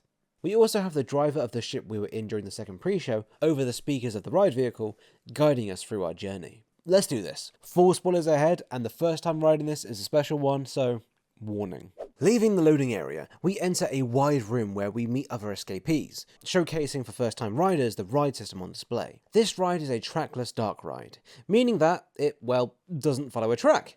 So in theory, you don't know where the ride is going to take you next. The tire markings kind of give that away, but when the room's dark, you don't see them, so what are you going to do? This opening room, to me, is meant to be like the initial scramble you see when someone's escaped somewhere in a movie. Where do we go? What next? Those kind of vibes. The group of 4 split into 2 groups of 2, and that's so cool to me and I can't work out why. And we head deeper into the base to try to escape. Though the set design may seem rather muted to some, I bloody love how on point the set design is. Not a light or piece of white plastic looking wall out of place. It's really impressive. We avoid a droid who very slowly dropped down from above and was facing the wrong way, and we are told to head into some turbo lifts to get out of dodge.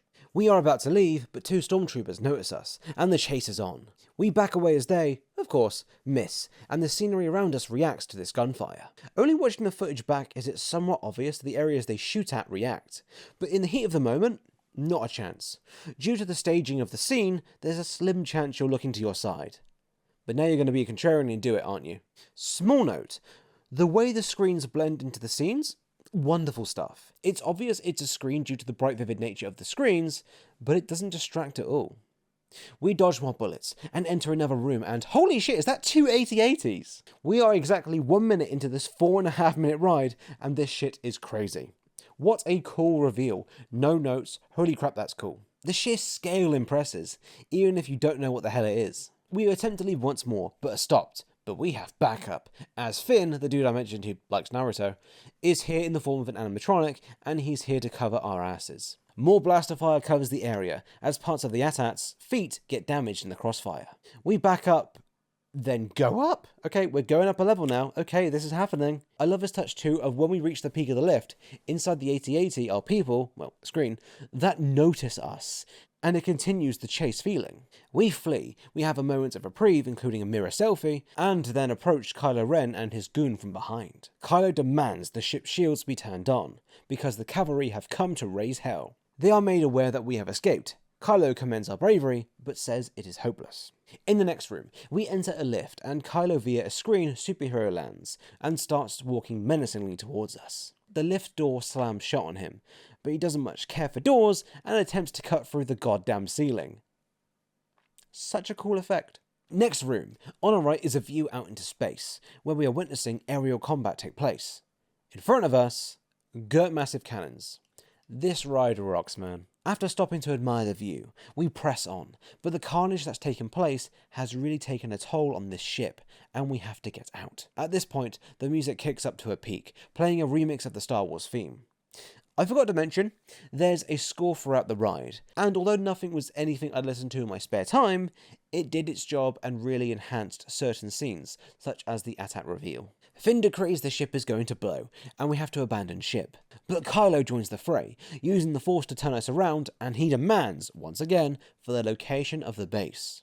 Before anybody gives the location, mainly because we aren't entirely sure where it is anyways, the wall behind Kylo explodes, creating a hole into space. Wicked effect, but I stand by what I said from my original review, a random sheet of the ship slotting down to cover Kylo so it can be reset once we leave always felt weirdly cheap in a ride of such high production value, but what are you going to do? Our vehicle, as well as the other one with us throughout the escape, finally make it to the escape pod. We drive in, lovely view of space in front of us, and then we drop, like a Tower of Terror-esque drop. Only for a second, but it was such a lovely surprise, and a really smart way to emulate the weightlessness of dropping in space for a moment, before our engines kick in. We make a surprisingly quick escape, and the ride ends with a crash landing onto Batuu. We make our way outside to disembark, but not before seeing the person who was on the comms, and flew us into the danger we just escaped. His name is Peck. Well, I'd peck him on the cheek and slap him in equal measure. Rise of the Resistance is a spectacle of theme park entertainment, and is still, as of now, my favourite dark ride in the world. It's fucking amazing. Like, I don't care for Star Wars, and I think it's a thrilling experience with so much rewritability that I give it my highest praise. Heck, it's got such a layer of quality throughout that if you look up when on the ride, you don't just see a black empty roof that so many dark rides have. Seriously, that bugs me so much. The fact that so often I can look up and my immersion is broken because I just decided to look up. The set and sound design, how the ride pretty much doesn't stop throughout the 4 and a bit minutes, the variety of props, animatronics and set pieces, this ride is bloody world class.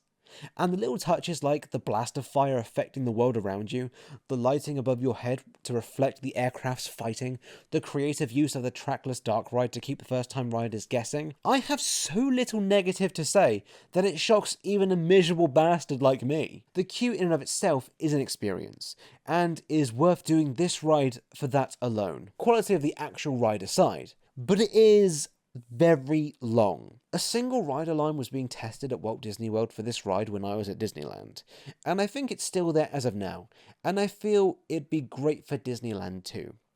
The queue is amazing, it's so bloody good, but I remember there being a 30-minute queue, and I'm pretty sure 20 minutes is a walk-on, later in the day when I was there. But I was getting fatigued from doing an open to close day at the park, and although 30 was short for that day, I truly couldn't be asked to go in, as I didn't want to go through the pre-shows again, as well as wind around the queue. The single rider line allows you to skip up to where you enter the hangar room where you get off the airship after being captured by the Resistance. That's great. I am guessing it would be a proper ball ache to skip ahead any further, but being able to walk past the first pre-show and literally walk to the left of the second pre-show is really useful for re-rides. But yeah, this ride is incredible. Ride it, be that here or at Walt Disney World. I adore this ride. You don't even exit for a gift shop, which for a theme park like Disney, makes this ride rule even more.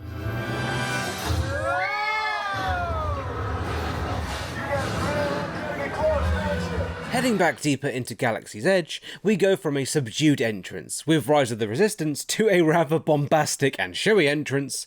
We have Millennium Falcon Smugglers Run. I withheld a crucial piece of information about Galaxy's Edge until now. You see, the centerpiece of this land in terms of rides may be Rise of the Resistance, but in terms of centerpieces that people want to take a photo with, there's a big ass spaceship here. This is a Millennium Falcon, probably the most iconic vehicle from the Star Wars franchise. Quickly, I have to respect how well done this prop is. It's so intricately designed, and a pleasure to see in person whenever I get the chance to. From my research, it is apparently life-sized. So that's cool. Quick aside too before we enter the queue, I bloody adore the posters made for these two rides in Galaxy's Edge, and I swear I didn't see these around the park apart from maybe a shirt or two. I don't care for Star Wars, and we'll discuss my thoughts on Smugglers Run shortly, but my god, I'd have these two on my wall. If I had to pick one though, it would be Smugglers Run. Shit's cool, man. Entering the queue, there isn't actually much to say, sadly. The best thing about it is walking around the Millennium Falcon from different angles. Is what I would say if I was a fool.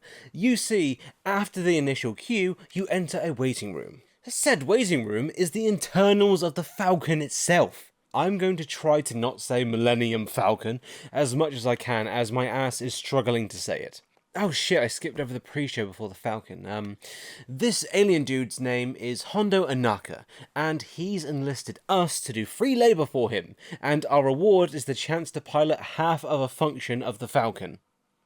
More on that later. To be fair to him, he admits he's going to keep all the profits, so he never lied to us. From here we are given a group colour, and we move on. Entering the breakout area of the Falcon for the first time is really cool.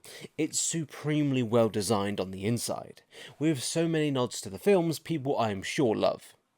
It's also a chance to rest. The hum of, I'm assuming, a generator fills the room, and it's oddly calming. That calmness is swiftly disturbed by a staff member calling out your group colour. From here it is decided who will fill what role.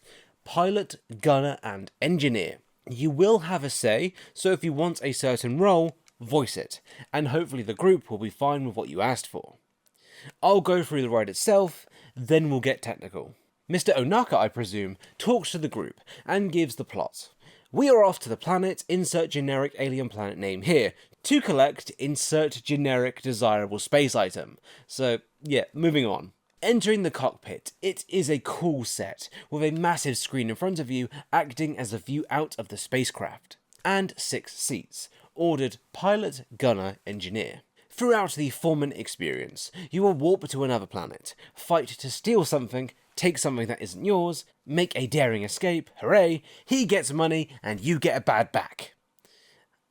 Yeah, there's not much to break down story-wise. So let's break down the tech and the gameplay, as that's what's interesting here. Firstly, the vehicle. You're in a reactive motion simulator vehicle, and the tech is great. Your initial takeoff at the start of the ride is amazing. The vehicle bobs and weaves to the movement of the pilots, reacts to hitting walls, and the cockpit will light up depending on what's happening. All great stuff. As for the visuals on screen, it is again great quality stuff. You are basically playing an interactive QuickTime event, so perhaps more time was spent on ensuring it looks nice instead of the gameplay, but it has to be commented. Booming speakers fill the room with punchy sound effects and the Star Wars score. No complaints there. Now, gameplay. As a gamer, a person who enjoys playing a video game every now and then, I think I have shown my interest in interactive rides through my enjoyment of the Mario Kart ride at Universal Hollywood. Now, these are very different experiences, so I shan't compare, but it seems the closer to the screen you are, the more fun you're likely going to have on this ride. Pilots control if the ship goes up and down or left and right, as you'll be dodging gunfire, terrain, as well as the most important job, not hitting the damn wall! It's seen as an unwritten rule to give children and first-time riders the pilot role, probably because it's agreed it's the best role. Fuck that. Everyone should have a vote and decide who'd be the best pilot, as if you're hitting stuff all the time, not only will it make it harder to shoot, but your back will kill by the end of the ride. It was getting so rough, I wanted to get on the ground and do some bird dogs to get some blood flow back there, but no, I'd look weird in a fictional spaceland in a theme park. Give over. That was a bit mean-spirited, sorry. But seriously, if you're a pilot, step your shit up. You also have the chance to hit hyperdrive twice, one for both pilots. How nice. Actually, I think only the right pilot got to do that, so sucks to be the other one, I guess. Next we have the gunners. Your job is to... Do I have to tell you? What I did like was a choice when you sat down for auto guns or manual. Manual being you decide if you shoot from one of 3 possible angles, with auto taking that part out of the equation. That's a nice bit of accessibility, I rate that. Gunfire is easy to track. Left gunner has a blue laser, red for the right. It can be quite satisfying to guess the right angle, particularly if the auto gunner is just pressing the button and hoping for the best. You also press buttons when you're asked to, but the main job is to do the pew-pew. Engineer. What the hell do they even do again? According to Endor Express, you are tasked with what becomes pushing buttons whenever they light up. On the bright side, it's a perfect option if you want to just sit back and enjoy the ride. Literally. Plus, the buttons are very clicky and quite satisfying. Overall, gameplay ranges from alright to walking simulator, which is a shame. But what truly makes this ride not that fun, and especially annoying on multiple rides, is the voiceover. You are commanded at every step of the way what to do, and it gets to the point that during hectic encounters you are constantly being told to press this, do this, shoot him, me and your mother are separating.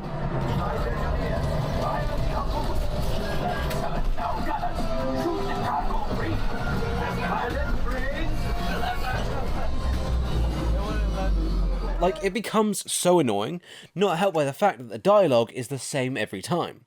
I get it, rides are static, but it'd be nice if, like in GTA 5 when you fail, you hear a second line of dialogue to replace what you heard the first time to make it feel a bit more dynamic. It also seems you can't fail no matter what you do and how bad you are. Either that, or the ride is just super forgiving so that tourists don't leave the ride annoyed. You don't get how much I want to ride this ride with 5 other willing combatants, and simply not do shit throughout the whole ride. I really want to know what would happen, as well as how many failsafes are in there. It seems as long as prompts where the voiceover says, do this, you fucking idiot, are pressed, the ride will continue, so you could probably just sit there and let it play itself. I could be wrong, but I don't want to research via Google, I want to find out myself. A small note regarding this ride story. As of writing, in May 2026, this ride will be getting a new mission. That's great to hear, though I am shocked it took them this long to add a new mission when it sorely needed one. Overall, Star Wars Millennium Falcon Smugglers Run is for sure fun the first time you do it, but it's a novelty.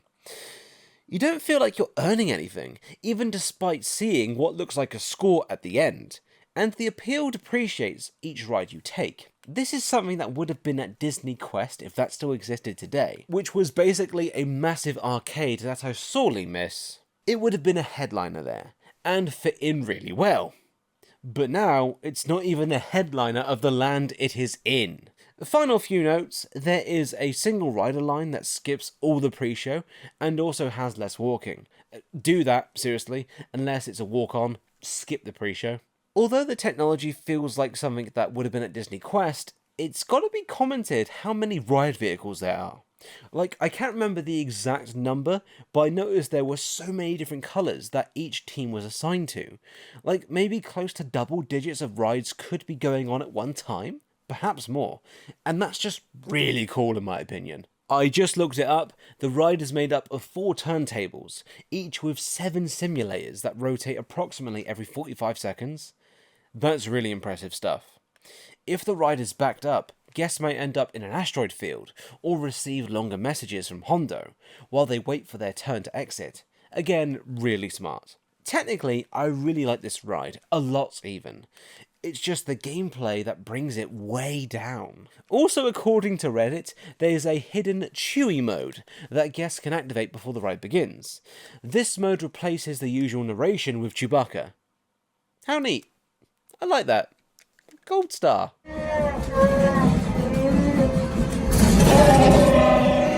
Making my leap from a galaxy far, far away to a country far, far away, get it because I'm British, let's head towards Frontierland, home of Disney's most iconic roller coaster next to Space Mountain, some canoes, and an island we already discussed earlier in the review, and a big boat. Let's discuss! There was a pop-up Coco exhibit? Frontierland, from my memory at Disneyland, is mainly about the boat and island, along with the canoes and a few eateries. Truly, I remember so little about this land that I struggle to discuss anything but the attractions. Yeah, screw it. Big Thunder Mountain Railroad is a Disney staple around the world, so I was mighty excited to finally check out the original. The mountain itself is a great icon, one of which feels weird here. Maybe because it's thematically clashing with the New Orleans Square land nearby? Whatever, I have no feedback in the queue. It's nothing of note, apart from the fact that every railroad-themed roller coaster I have ridden has this kind of theming in the queue, as well as the same devices. Great, I bet that's all accurate to the story that the designers of the ride wanted to tell. But I do hope one day we get a railroad-styled ride where the queue and theming is, interesting. The front of the train at the front of the ride vehicle is cute though. Leaving the loading area, the train does a little toot toot as you enter a tunnel, plunging into darkness as the ride vehicle locks in to climb up a hill. We pass through a cave and a little water feature into an oddly slow, pretty average roller coaster. Watching back my footage, I used my natural reactions as a gauge into how I was feeling on the ride, and I wasn't saying much. You can for sure hear me going, woo, yay, and such, but it really sounded like the enthusiasm left my voice as the ride continued. Speaking of, that was the first half, and we have a big climb before us. Maybe the second half of this ride really brings it home. Climbing said big hill, you get a quick view at the peak out into the park a bit, mainly into rockwork of Galaxy's Edge. So before Galaxy's Edge, your entire forward view would have been just trees, which would have been cool and immersive, but can't win them all. There's also the iconic Thunder Mountain, if that is its name, to our left. It weirdly reminded me of Bones, but I'm sure that's just me. Dropping to our right, avoiding a goat surrounded by dynamite if memory serves correct, we curve right, and have a bit of airtime. I think that's what it's called, I don't know. All I know is it makes my tummy feel funny. And we bank hard to the right around the mountain. One more tummy feel funny section, and then we find ourselves climbing up the inside of the mountain one last time.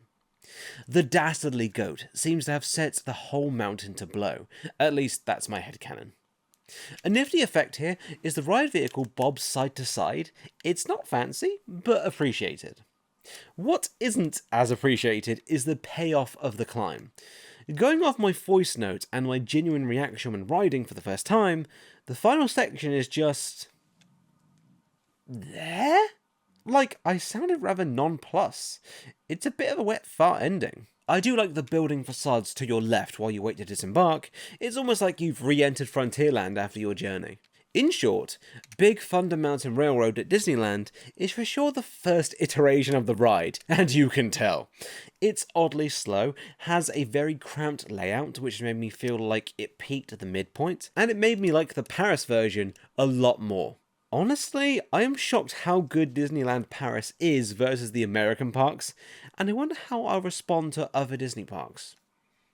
Anyways, this roller coaster isn't bad, but I'd argue it's rather bland and not worth the wait times it gets. I'd wait like 20 minutes maximum maybe. That's very rare, so the choice is yours. But I choose to ride other things when passing this ride. Rides such as a certain bobsled we'll touch on shortly.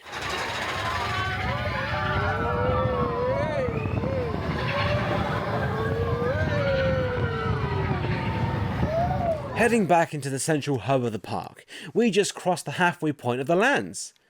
Yeah, there's still a ways to go. I hope I'm keeping you somewhat entertained while you cook or eat. Walking through the castle into Fantasyland, and ignoring the Sleeping Beauty castle we already discussed earlier, I noticed to the right of it was the Bibbidi Bobbidi Boutique.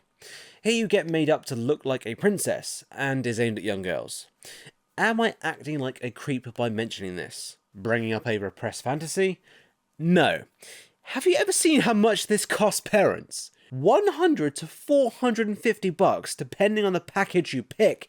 Jesus Christ. Moving on. Small note, that is the price for the Walt Disney World version. It's a little bit less in Disneyland, but it's still quite a lot of money, and I'm sure many parents have left crying while their daughter comes out crying, but happy crying. My first impression of Fantasyland is that the land is cramped. Like, it was cramped at Magic Kingdom in Orlando, Disneyland Paris was cramped too. What is it with this land and lack of space? Well, possibly it's because it's a congested area in terms of attractions. A couple get room to breathe, but otherwise, in this land, there are 13 attractions. You heard right, 13. The second highest attractions to a land is Tomorrowland, with 8, as well as Main Street USA, but that has no rides, so bleh. That's a mad amount of attractions, so let's discuss everything else and get to them. My only real comment is on the design of the buildings. They all seemed rather weathered compared to what I saw at Disney Paris, but they still carry a rather European style of design. Little things like this wooden character feature around the Peter Pan's flight sign felt authentic to me, considering a house on the same street as mine has the same kind of 1930s wooden feature atop the window. So, thumbs up for that.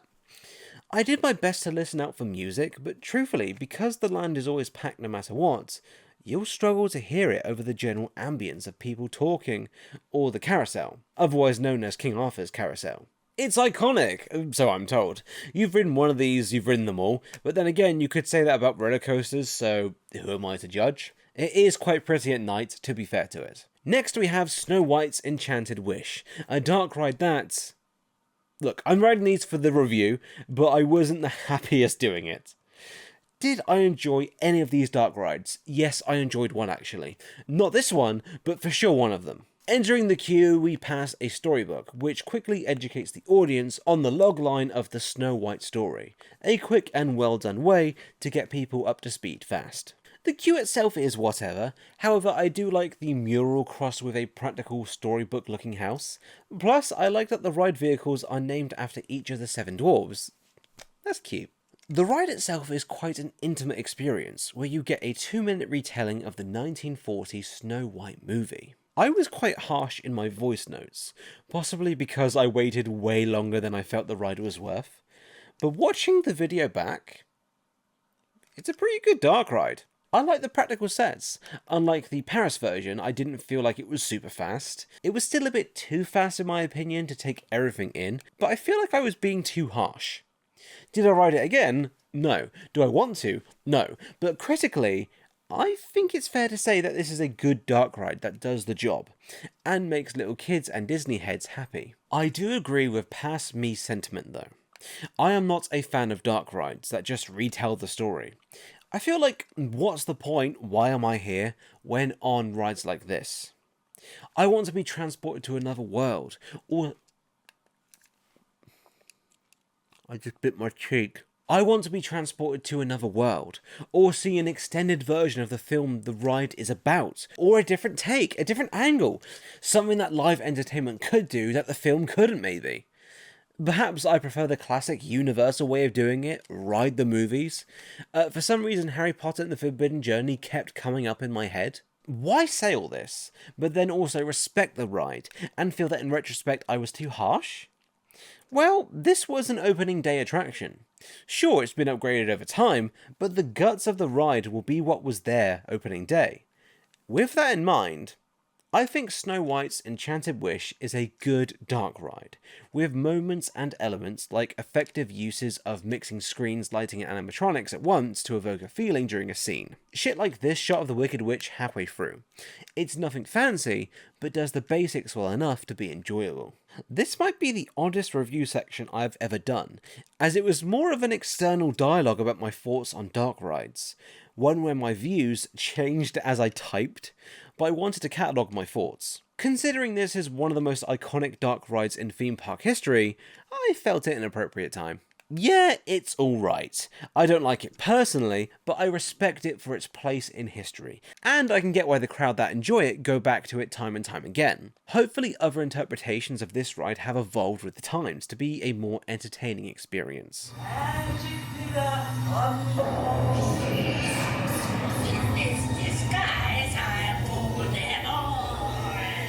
So, fun fact, I wrote a whole paragraph about how Pinocchio's daring journey was closed because I remembered nothing about it, and then I checked my footage, and I filmed a POV. So, situated directly next to Snow White, it's rather apt, as this is another dark ride in the same style as Snow White. I have no real thoughts on the queue, but when watching my POV of this ride back, have any of you heard of Until Dawn Rush of Blood? It was a PlayStation VR launch title that launched back in October of 2016. It's a literal on-rail shooter with a horror theme, where you are basically going through horrific roller coaster dark rides, fighting for your life. I have on good authority, that authority being me, that this scene set in the carnival was the main inspiration of this horror shooter video game. You can't tell me you don't see the similarities between this face from the dark ride and this face from the game. Jokes aside, I didn't really care for this as I didn't believe it was a great retelling, and it's so fast-paced and in your face that I found it really unenjoyable. I just think at this point I am not the correct target audience, really. Is that a problem? To some people maybe, but let's move on. To Peter Pan! A dark ride that always gets a massively long wait, no matter when you attempt to ride it. Okay, positive mindset and all that. As you can see from this walking into Fantasyland video I shot where I enter the land for the first time, you can hear my genuine surprise regarding Peter Pan's flight's wait time a few minutes after opening. 40 minutes already. Jesus. This ride, unless you have a lightning lane, is going to take ages to get through. So to quote Molly from Mammoth Club, you gotta pack your patient pants if you want to ride this attraction. I know it's trousers in the UK, but pack your patient trousers in the UK basically means you're going into hospital. The queue is tiny, and goes back and forth on itself, where the only real theming outside of the ride vehicles and exterior buildings is a mural once more. The ride vehicles are like mini pirate ships. That's kinda cute. Funny bit of GHAMV's lore here, I was standing behind an obvious content creator, as he had an iPhone camera rig, was quite an old gentleman, and he was fucking miserable. A man after my own heart. Anyways, after all that filming, when his ride vehicle came, he just sat down and didn't say a word. Fuck your POV, say thank you. And what triggered this memory a year later is at the start of my POV has me saying this. Never hurts to say thank you. He was filming a POV in the ride vehicle ahead of me, so anytime I am in shot, I wave at him. I find the better way to be a dick sometimes is to be ultra nice. Lore dump over. I was curious about this dark ride versus the other two previous ones, as we are in a different ride vehicle, which is hung from the ceiling, not flattened to the ground, so hopefully we get some exciting set pieces. That curiosity got validated after the initial takeoff, as to our right we get an awesome reveal of London, as if you were flying above it. It's really cute. I really like this section coupled with the music. It walked so the ET scene could run, but I have to pay respects to the OG. It's interesting. I found this dark ride, though not for me still as I don't care for this type of dark ride, I liked how it was only 2 minutes, and the story was told mainly through visuals, instead of having audio piped in over speakers to fill the void that visuals should have. Despite how kiddie the material is, like no scary scenes in sight unlike Pinocchio and Snow White, it's oddly respectful to their audience, so this was a nice surprise. Still, I can't say I like it, but it does its job fast of flying over London to an unknown island, we see the island from afar, land on it, and some shit goes down, our heroes win, we head home. I'm surprised this ride is always double to 3 times the length of the other dark rides in Fantasyland, as I'd assume the capacity is about the same a day, so I guess the ride just must be popular. As to why, I really can't work out why. The quality to me is pretty much the same across all 3 of the dark rides I have talked about so far, but I found Peter Pan's flight fine, and I'm grateful for its existence as it meant E.T. could run, or cycle, after this ride walked in my opinion.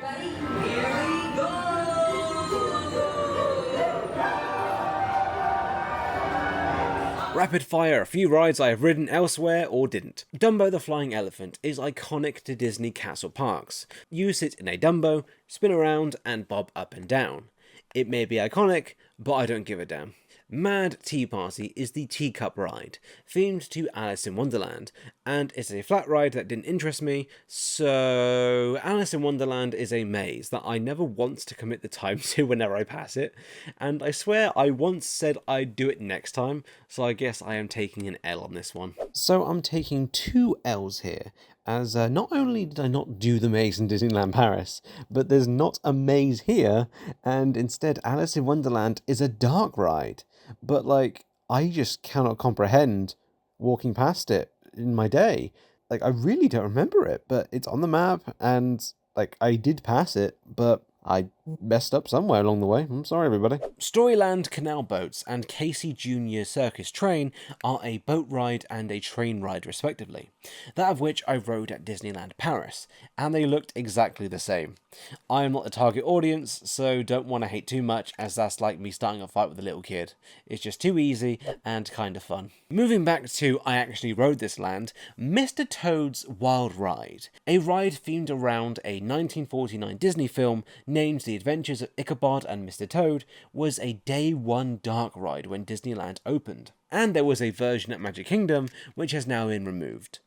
Well, it was removed in 1988, so this means this is the only remaining version of this ride. And I must say, unlike the other dark rides in Fantasyland, I have some bloody thoughts on this one.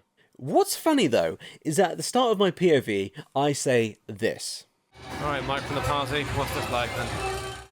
And I can tell that I said this because I had a stupidly long queue to get on this ride. I jumped in when it said 15 minutes long, but the ride went down, and I was at that annoying part of the queue where you can't just walk away and instead have to ask multiple people to move so you can get out. So I just sucked it up and waited. 35 minutes later, I managed to get on. In regards to the queue, there's not too much to talk about once again with these dark rides, though I do like the exterior of the queue with the style of the building and the centerpiece above the door being Mr. Toad looking like a right smug prick. Who is this Mr. Toad? No idea, but I know he's already somebody who looked like he'd go for the nuts and not the face in a fight. He'd kick you in the nuts and pull this face as seen in the inner queue. Mofo's giving off "did I do that" vibes. There is a small mural once again, but the inner queue to me felt like a library or something, and the ride vehicles are these small quaint cars that in real life I feel would make the cartoony horn sound, and the drivers would be smoking a cigar as they drive along. This ride just gets me in a shit-talking mood, and I can't tell you why. After seeing, I presume, the titular Mr. Toad in the library, we briefly get a last glimpse of the free world, before being plunged into what I would presume is deeper into the mansion / library / whatever we are currently in. Then we see someone just chilling, eating their dinner. Two mofos on the wall via paintings are given attention, but don't expect names as I don't know the source material. Leaving the dining hall, and leaving the house, the Popo are suddenly on our ass. Were we trespassing? We see a second one after rounding a corner, and I also, for some reason in my POV, said this. Pushing an old man out of the way, it seems, I was briefly home, and we then, it seems, avoid being blown the fuck up with comic book-esque blams before us. From here, we make our way through a town. If I didn't say it yet, I will now. This ride is ultra fast paced. There's a litany of sounds that fill the air as you make your way through the ride. It could be a bit too much if you're sound sensitive, but it fits the chaotic nature of what this ride is going for. We rush through a pub and drive through town, where we are still being chased by the Popo. We get caught, go to court, leave the courtroom and...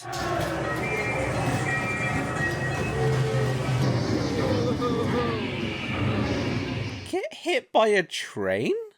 Were we just sentenced to death? The train crash scene was really well done despite its basic nature, and yeah, we are in hell. That looks like a or even the devil. What the hell is going on? What an ending. Not only that, but it has that typical happy-go-lucky music that I associate with these kinds of dark rides, which juxtaposes the visuals before it.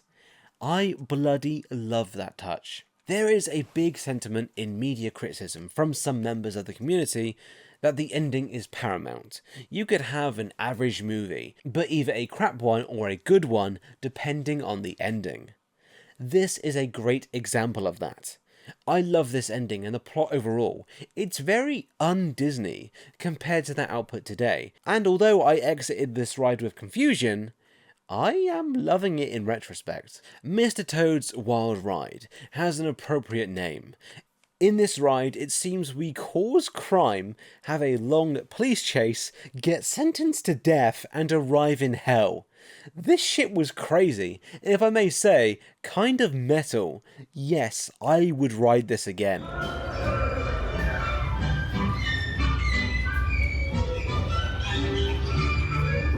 Are we in hell? We died and we gone to hell? What the fuck? Are you going to hell at the end? Before we move on to the next attraction in question, I love coming back to lands at night, as I feel lands get a second life in a day when the sun goes down and the lights go on. Some lands at night transform, with effective lighting and cool effects. Like Jurassic World / Park. It's simple, but fire is now what illuminates the sign versus daylight. Small things. I mention this to say, Fantasyland is like if someone who shot a video didn't know how to colour correct their yellow lights, and so they have a washed out shot. What I mean behind this is the land is just full of yellow lights and is rather unappealing to look at. Speaking of unappealing, skipping past the Fantasyland Theatre as I have no idea what is even in there, we have It's a Small World. There's nothing to discuss regarding the queue, and the exterior is really not that impressive or appealing, although it does stand out against a blue sky, but let's ride this shit. You can tell I was hyped for this, judging by what I said to myself after the safety message. Keeping your hands, arms, feet, and legs inside the boat, and please watch your children. Thank you. Because I might take them. It's a Small World is an 11. This was 11 minutes? I swear the other versions were like 7. Jesus H. Christopher. Sorry. It's a Small World is a boat ride where, in a sense, you tour the world, looking at various dolls and props as you hear a song repeatedly where the key theme is unity. I like the concept, and respect the notion. I just can't stand it. The song is annoying, sure, but it almost feels insulting due to how slowly you move through the attraction. I like the inclusion of so many cultures. I prefer this to the Walt Disney World and Disney Paris versions too. Maybe because it's the first, it has this certain kind of charm that the others seem to lack to me. It did have some random IP thrown in for some reason, but whatever. I didn't hate it like before, and I didn't want to punt every doll in the face, so that's progress. Either it's not as bad as I originally thought, and I am maturing, or It's a Small World at Disneyland is genuinely a bit better than the other two I just mentioned. See, I can not be a miserable bastard.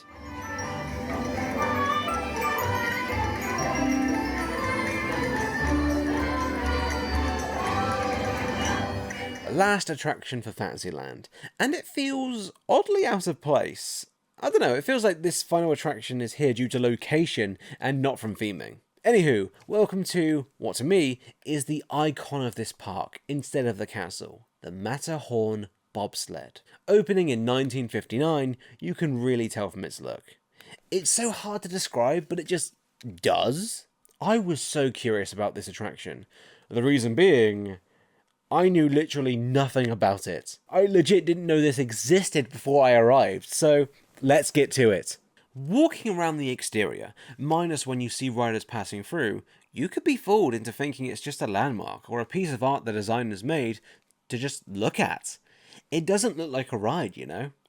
You look at Guardians of Galaxy next door at Disney's California Adventure, that shit looks like a theme park ride. I could imagine somebody wanting to climb this, and not just because they want to be a dick and ruin people's day, indirectly. TLDR, very un-theme park. I like it. Entering the queue, it's surprisingly small, with the only real notes to mention are that the design of the small ride building gave off vibes of the Swiss Alps, and there's a bunch of flags hung above you while you wait. What are they representing? Honestly, no clue. Providences in Switzerland? Again, not a clue. So the ride vehicles here are literal bobsled looking mofos, with 3 riders per vehicle, which on the surface made me curious about the ride's capacity, and how many people could be riding at a time. But the staff were keeping vehicles flowing at a good pace, so I guess there's some Disney magic at play here. Little tip here, the ride vehicles seat 3 people at a time, 6 when 2 vehicles are together, which they were when I rode. And most people travel in parties of 2 or 4, I have found from my research. So that means the single rider line is highly valuable with this ride in my opinion. I noticed it moved at a fair rate throughout the day, including both times I rode this ride. When using a lightning lane, you are given the choice to enter the main queue at the end, where you enter under the covered section, or enter the single rider line. And if you're a solo traveller like me, the single rider line just makes more sense. TLDR once more, the single rider line is surprisingly good. The ride itself now. And there's 2 paths that can be taken around the mountain, so there's at least one re-ride for those curious. There's not much difference between them though, so I'll go over what happens on both at once, since you still basically cover the same path, just in a slightly different way. The ride starts with you ascending the mountain in the darkness. Roaring could be heard in the distance, as you climb and clank your way to the peak. From there, it's a very bumpy ride down the mountain, as you pass a crashed vehicle, as well as the assumed culprit many times, a Yeti, who appears to us via the form of an animatronic. Not only that, you get unique views of the park via small gaps in the mountain, a touchdown section at the end, which was a nice surprise, and a whole lot of back pain if you are me. And a lot of laughter if you're on my ride, where you'll hear me repeatedly going, "Fucking hell," over and over again. As you can see from my GoPro footage, this is some shaky cinematography. Yeah, the ride is that rough. This is a great example of looks can be deceiving, as when I watched this footage back over a year later, it looks rather boring. But on the ride, it's rougher than some of the roller coasters I have been on, and equally has a great sensation of speed. At about 2 minutes long, I found Matterhorn Bobsleds a really great time, with plenty of twists and turns along the way. It's not that deep of a ride, I am sure it has an illustrious history, but when I rode it, I had a good time. I wanted to ride it again, I did, and then went about my day, feeling satisfied. To anybody who can ride this all day, you've either been doing 45-degree hyperextensions like a boss, or you should really consider an osteopath. You may have a back that would make a pro wrestler cry. Final note, unlike other rides, at night this ride isn't illuminated at all, and I think that's actually a good choice, as it makes it feel like a natural mountain situated in the theme park. Also, it allows for some cool tangential lighting, as when standing in the warm glow of Fantasyland, the mountain just looks so cool. Like, check this shit out.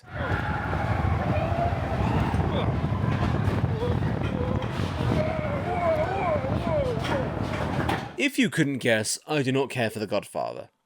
Fantasyland. The Godfather's great. We're talking about the Xbox 360 game, right? Of course, I sang my praises for the Matterhorn Bobsled, but that ride is in this land by the fact of where it is, more than tying into any theme in my opinion. As for the rest of the attractions, though I mentioned positives throughout, I did not vibe with the land, not helped by its packed layout that every Fantasyland I have been to seems to have. Having many rides in such a small space is fun and all, but if it comes at the expense of feeling like a worker marching along to the ticket gates on the London Underground, I would happily have some rides be removed for that luxury. But it's not for me. It's pretty obvious if you've gotten this far into the video, and that's perfectly fine. I still can't believe Mr. Toad's Wild Ride is here though. That's a ride that in my opinion would just not get made today. That ride's fucking baller.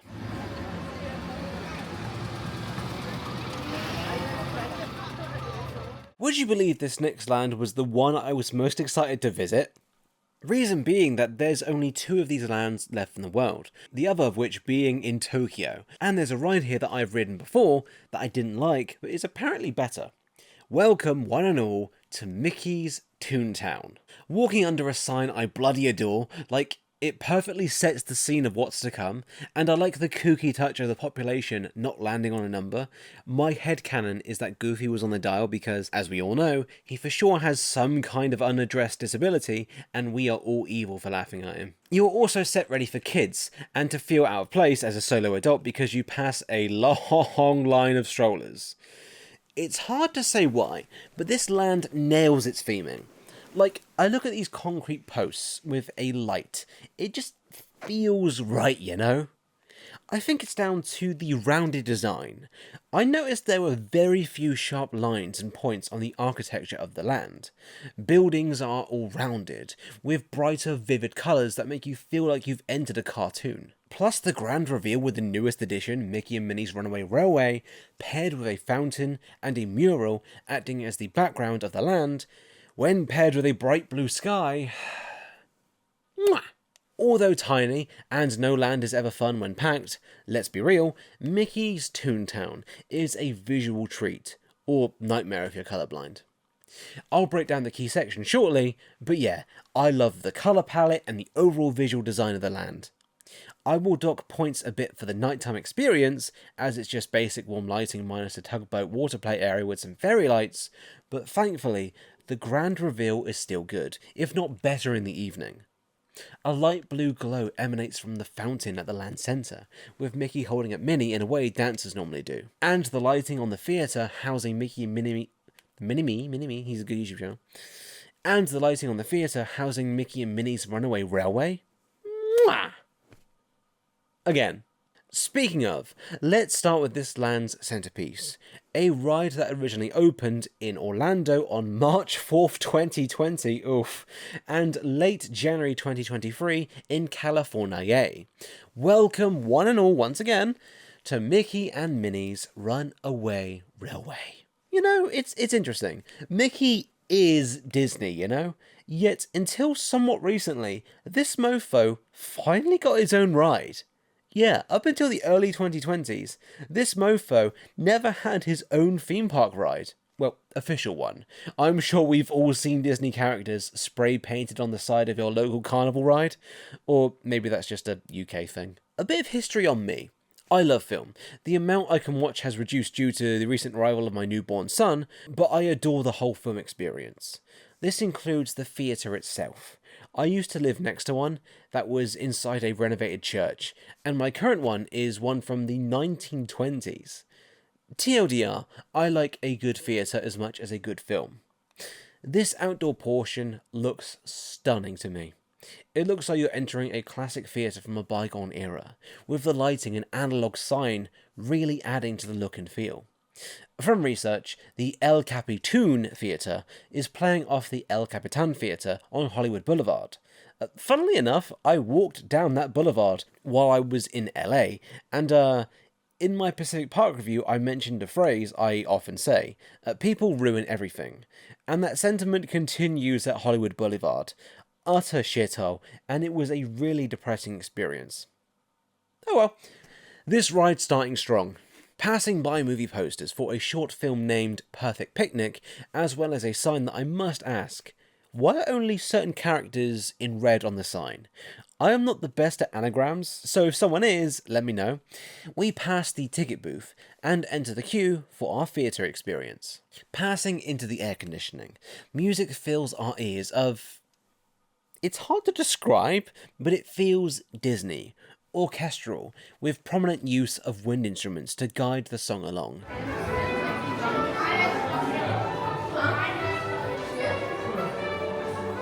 I listened to the pre-show and exit music while typing this bit, and it is a joy, and really makes me miss going to theme parks. Screw you, all who live near one, you're all lucky twats. The first thing you see as you enter is a cardboard display for the film we're about to see, typical of what you see in a theatre, and then movie posters from Disney's back catalogue, but everyone has been replaced by people from the Mickeyverse. That's so cool! This was such a great detail I didn't expect when walking in. My personal favourites were the Mouseketeer instead of the Rocketeer, and the Chipmunk Trap instead of Parent Trap. GG, well played, Disney Imagineering, well played. The next section, once again, bloody rules. Passing by some ToonTown lore, sadly not ToonTown Online, may it rest in peace, the next portion of the queue is an abridged walkthrough of the history of Mickey Mouse. Well, if Mickey Mouse was a real person. So it's fictional, but with references to actual Disney history. You're following me? I love the plane above, the pirate ship poking out in the middle section, which I am assuming is referring to Steamboat Willie, and you can hear me feel the emotions of shock and joy at the sight of a Kingdom Hearts Keyblade. Oh, whoa, it's a Keyblade. Mickey Mouse Dance Club, Mickey Mouse Roadster, which I thought was a game at first, but I was wrong. There's a lot of detail here, which was highly appreciated while walking through the queue. I loved this concession stand. The free candy on the 6th Tuesday of every month is hilarious. This little fella turning the popcorn thing is Awesome. And finally, before the pre-show, we pass what are now modern Mickey short cartoons on the walls, where previously they were all older ones. How do I know this? Because I actually recognise them. I also recognise Disney Imagineering for having the last poster be Carried Away, released in 2019. The last one where the iconic actress Russi Taylor portrayed Minnie Mouse before her passing. She portrayed the voice for this attraction too, and God rest her soul. Entering a pre-show room, we watch Mickey and Minnie sing a tune named Nothing Can Stop Us Now, while they get ready to go for a drive for a picnic. Minnie the Mouse, by the way, here does a disgusting spin kick to Pluto. Get this girl as a guest fighter for Tekken 8, with moves like that, she could do some dutty combos. Poor Pluto, by the way, animal cruelty. On their drive, they pass Goofy, who for some reason managed to get a train license. Either that or he stole it. Due to Mickey's poor planning or karma for Minnie's animal cruelty, a pie that was in their basket falls out of their boot due to a literal bump in the road, and due to cartoon logic, the train blows up. And in a nifty effect, a hole in the screen appears. Goofy is at the top left, and he interacts with a cast member, basically saying, "Oi, let them in please, I'm going to take them on a tour in the train I just blew up." The second part of the queue is themed to as if we entered the animated world of Mickey Mouse, and it looks the part. There's not much theming outside of the painting, and a few images such as Goofy being Employee of the Month. A great queue. I loved walking through it and would happily walk through it again. So, I've been holding back information from you people. Not only have I ridden this ride before at Orlando, but I didn't care for it. I found it visual overload in a bad way, and a poor replacement for the previous ride in the location it was in, the Great Movie Ride. But I had heard good things about this version, so let's do this. Sitting on the train, we move away from the loading station. Goofy appears at the front of the train to tell us fun Neopets facts, and Mickey and Minnie appear to our right, having a nice drive. They appear via these figures that are hard to describe. They're like mannequins, but with screens for a face. I don't mind this, kinda quirky. Due to poor negligence once more, nobody is at fault in this ride, Mickey hits something which changes the tracks on our train, meaning only Goofy goes the correct way, and we become a runaway train. Oh, like the title of the ride! This ride is a trackless dark ride, like Rise of the Resistance over at Galaxy's Edge, meaning that the ride vehicles don't follow a set track, and vehicles can act independently of each other. This worked really well for Ride of the Resistance, due to the ride's unique and complex layout, along with fitting the ride's mise-en-scène really well. A cartoon world filled with big screens and vivid colours doesn't fit with big black empty floors. You get my point as we enter the first set piece, a Wild West setting, where Mickey and Minnie try to wrangle our train. And then again in the next set piece where it's a theme park. There's a lot going on here. I like the mix of practical sets and screens. There's a lot going on, but I don't know, it doesn't have any weight or substance to it. I feel a bit disconnected. I don't feel like I'm in a cartoon world anymore, like I did with the queue. I truly feel like this ride layout is partially to blame, as well as how the ride is presented. It improves a bit as we go on, and Mickey and Minnie are doing more interesting things like getting caught in a tornado, trying to save themselves from falling off a waterfall. It's more interesting to watch things happen to them and be a part of it instead of the reverse, I think. Plus, notice how we are closer to the screens here. I feel like I'm a part of the action now, as opposed to the first two scenes. Transitioning somewhat smoothly to an underwater section, that of which is surprisingly big and I believe offers different views going off my footage, a plug hole gets pulled by an octopus. That's cute. And we are in a bustling town setting now. That of which I really like. It's brief, but it shows that A, I do like dark rides, and B, shows what a trackless dark ride could do when the scene is blocked effectively. The black road ahead felt natural, and I was instead looking elsewhere as it wasn't a bother to me. Plus, it excited me for the future of dark rides by Disney. Still not sure what Donald is driving in the back of that van though. Moving on again, for some reason Daisy Duck is here, and she conducts us in a dance routine. Does she have some kind of force powers or something? If so, can she stop us from moving on to our near doom very shortly? No? Okay. Well, as for this scene, It's funny the first time it happens, sure, but it's a bit cringe. But it's a creative use of the tech that will make some people that enjoy life smile. And it makes an empty floor make sense as it's a dance floor. Remember why I mentioned why Daisy isn't helping us from our imminent doom?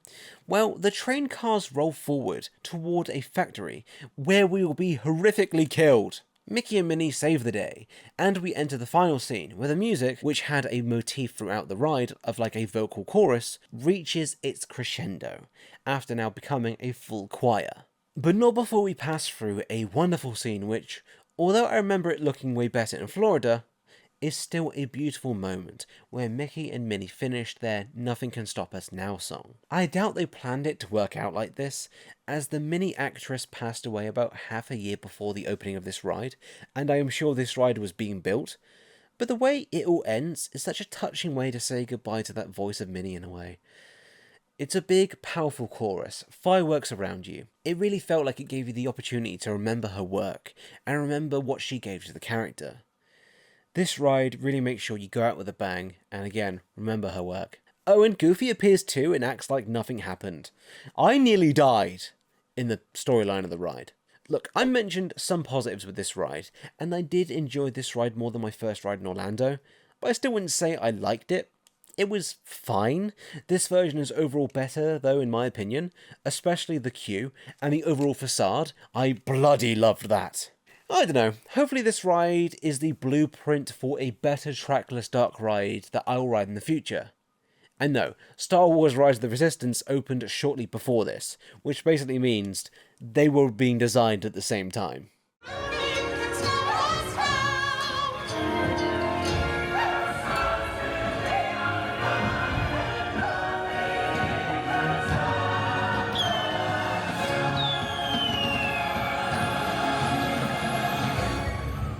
Leaving through the gift shop, where 4 different variants of Nothing Can Stop Us Now by Chris Willis fill the air and must eventually really piss off cast members working the store that day, let's move over and discuss the section themed after the film Who Framed Roger Rabbit, featuring some nice facades and a dark ride. I would have called it a play area, but there's not much to do. There are some items you can interact with from memory, as well as various places to take photos around these cute building facades, but the star here is Roger Rabbit's cartoon spin. I know very little about Roger Rabbit and this film's history outside of its development and its creative use of animation mixed with live actors. I want to watch it, but at this point, unless a film that a kid can watch truly interests me, I want to save that time for me and my son, you know? I got nothing to say about the queue, it was whatever, but I do love the logo on the ride's entrance. It sells the vibe of the character right away, with him bursting through the wall, and that it's probably going to be a zany ride. Dark rides of this caliber are so funny to me, right? If you don't know the original property, I feel. Like, I'm assuming Roger Rabbit is a crazy, over-the-top comedy, but this shit's bonkers. And no, not that Disney animated show which was actually inspired by this film, funnily enough. I couldn't tell you the story if I tried, and I watched back my POV multiple times to try and break it down. This shit's made for kids, so this just shows how dumb I truly am. I also had a thought when writing this. There's something for finding horror and fear when it is not intended. Like, an artist may have designed something in one way, but someone else may find it scary. Like Stewie with that Queen album cover. I think this ride could spook a kid. Roger Rabbit getting electrocuted, the spiralling staircase scene could be perceived as rather ominous, the clown bit, obviously, and I think the cartoony sound design adds to that fear a bit. Like, cartoony sounds at this point I associate more with creepy fuckers than I do comical stuff, but maybe that's just me. I love how this ends. Roger Rabbit just uses the gum fruit and opens the door for us to literally exit the dark ride. It's like the character was like, now I have confused you, piss off and spend some money. The actual quality of the ride is your standard dark ride at Disney Fair. It's probably the best in the world for this kind of dark ride, especially one 30 years old. I probably said this throughout this review at points, but dark rides like this do nothing for me. But I never really hate them unless they are outrightly bad. And this isn't, far from it. It's paced fine. All the props looked good. I liked certain set pieces, such as the previously mentioned staircase scene. I loved the big prop of a mechanical face. It's all good. Just not for me. I would be curious to ride it again down the line with my son if he cares for theme parks, after seeing the film, and I'm interested if I like it more or less.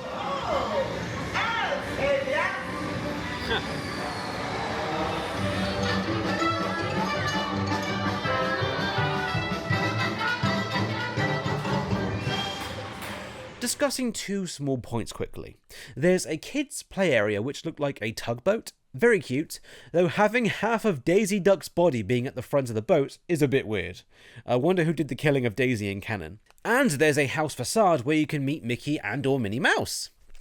I wonder what Mickey's game collection in his house is.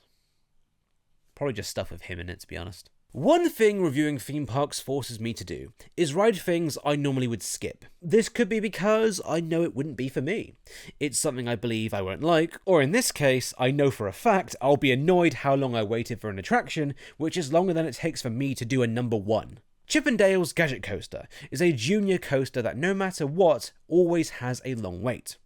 Junior coasters normally do if a park is busy. The reason being, the ride is so short, looking at about 40 seconds, it would be unsafe to send multiple vehicles out at the same time.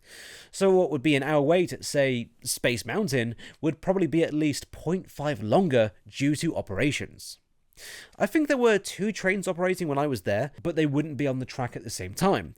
One would be out, while the other is filling people into the cars. All this to say, this ride was not for me, but let's still break it down, as the correct target audience of children may love this shit. And if you're a child watching this right now, sorry for all the swearing, I will put a pound in the swear jar after the video. Going through the queue, there's no theming, but instead you work your way around the ride, showing kids what's to come, so they know what they're getting into. What you're getting into is a kiddie coaster that I would say lasts about 30 seconds. You pass vibrant colours, a chipmunk that I don't know, and Chip and Dale having a bit of fun with one having a cup on their head as a target for the other to shoot. It fits the land well, isn't too much of an eyesore, probably due to ToonTown's rather small footprint, and I think it's a good kiddie coaster to be honest. Sure, I was annoyed because I waited half an hour for the ride, basically equating to a minute of waiting for 1 second of ride time, but at least I rode it, eh?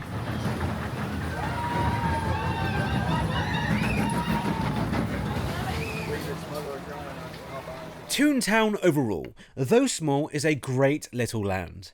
I think it's visually coherent and is a pleasure to look at.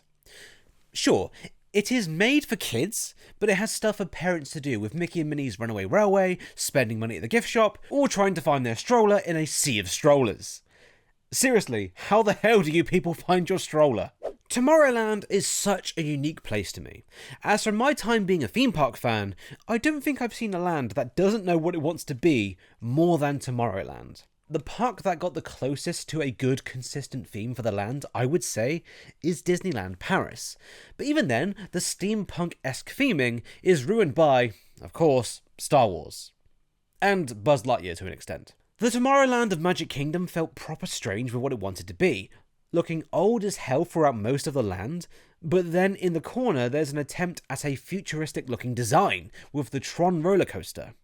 And even then, I would say it doesn't look that futuristic from the outside. What I would argue Tomorrowland at this park is, and why I am personally okay with it, I would say it is designed as if what someone in the mid-1950s thinks the future looks like.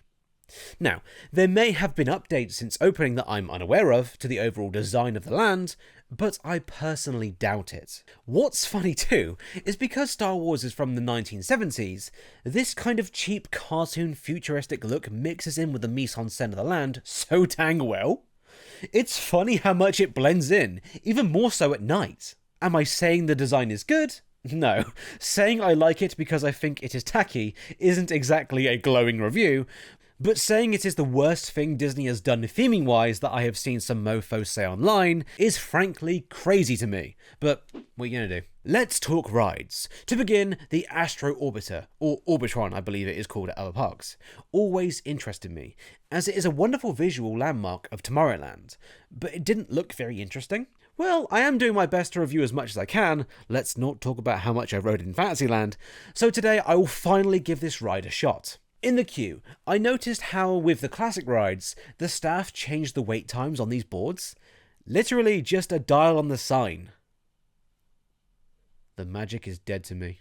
Observing the ride's visual design from the queue, it's strange how something this large and odd looking fits into the land so well, but it does.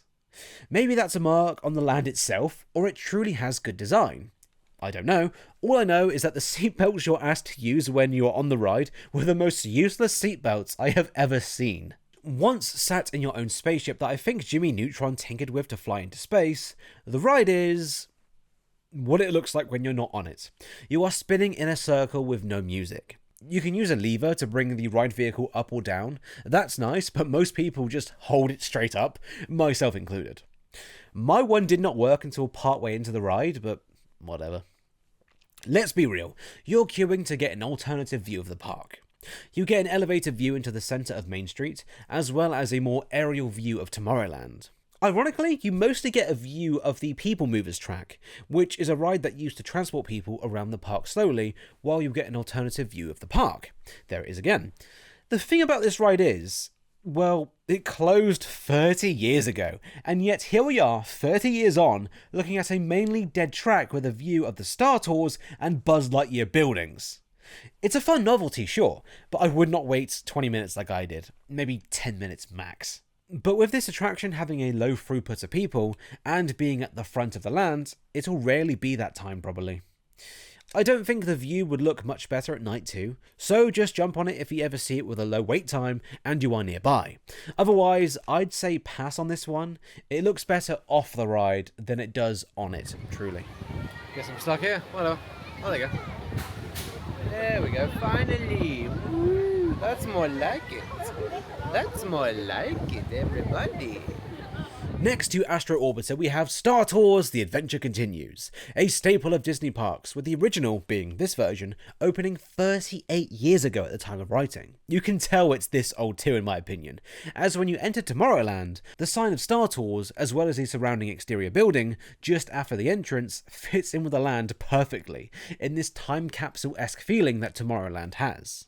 If not obvious too by the name, the ride had an original form which then later got updated. And it also features scenes based on each of the 9 Star Wars films, well, the 3 different eras, as well as some of the Disney Plus stuff. Warning, I haven't seen anything past the first 6 films, but if the ride is good, does it really matter if you don't know all the lore? Going through the queue, you pass by a big video screen that gives the backstory of the ride. Basically, on board an example vehicle you can see in the queue, which is cool, C-3PO and R2-D2 from the films are giving us a guided tour of the galaxy, though they weren't supposed to be piloting this ship.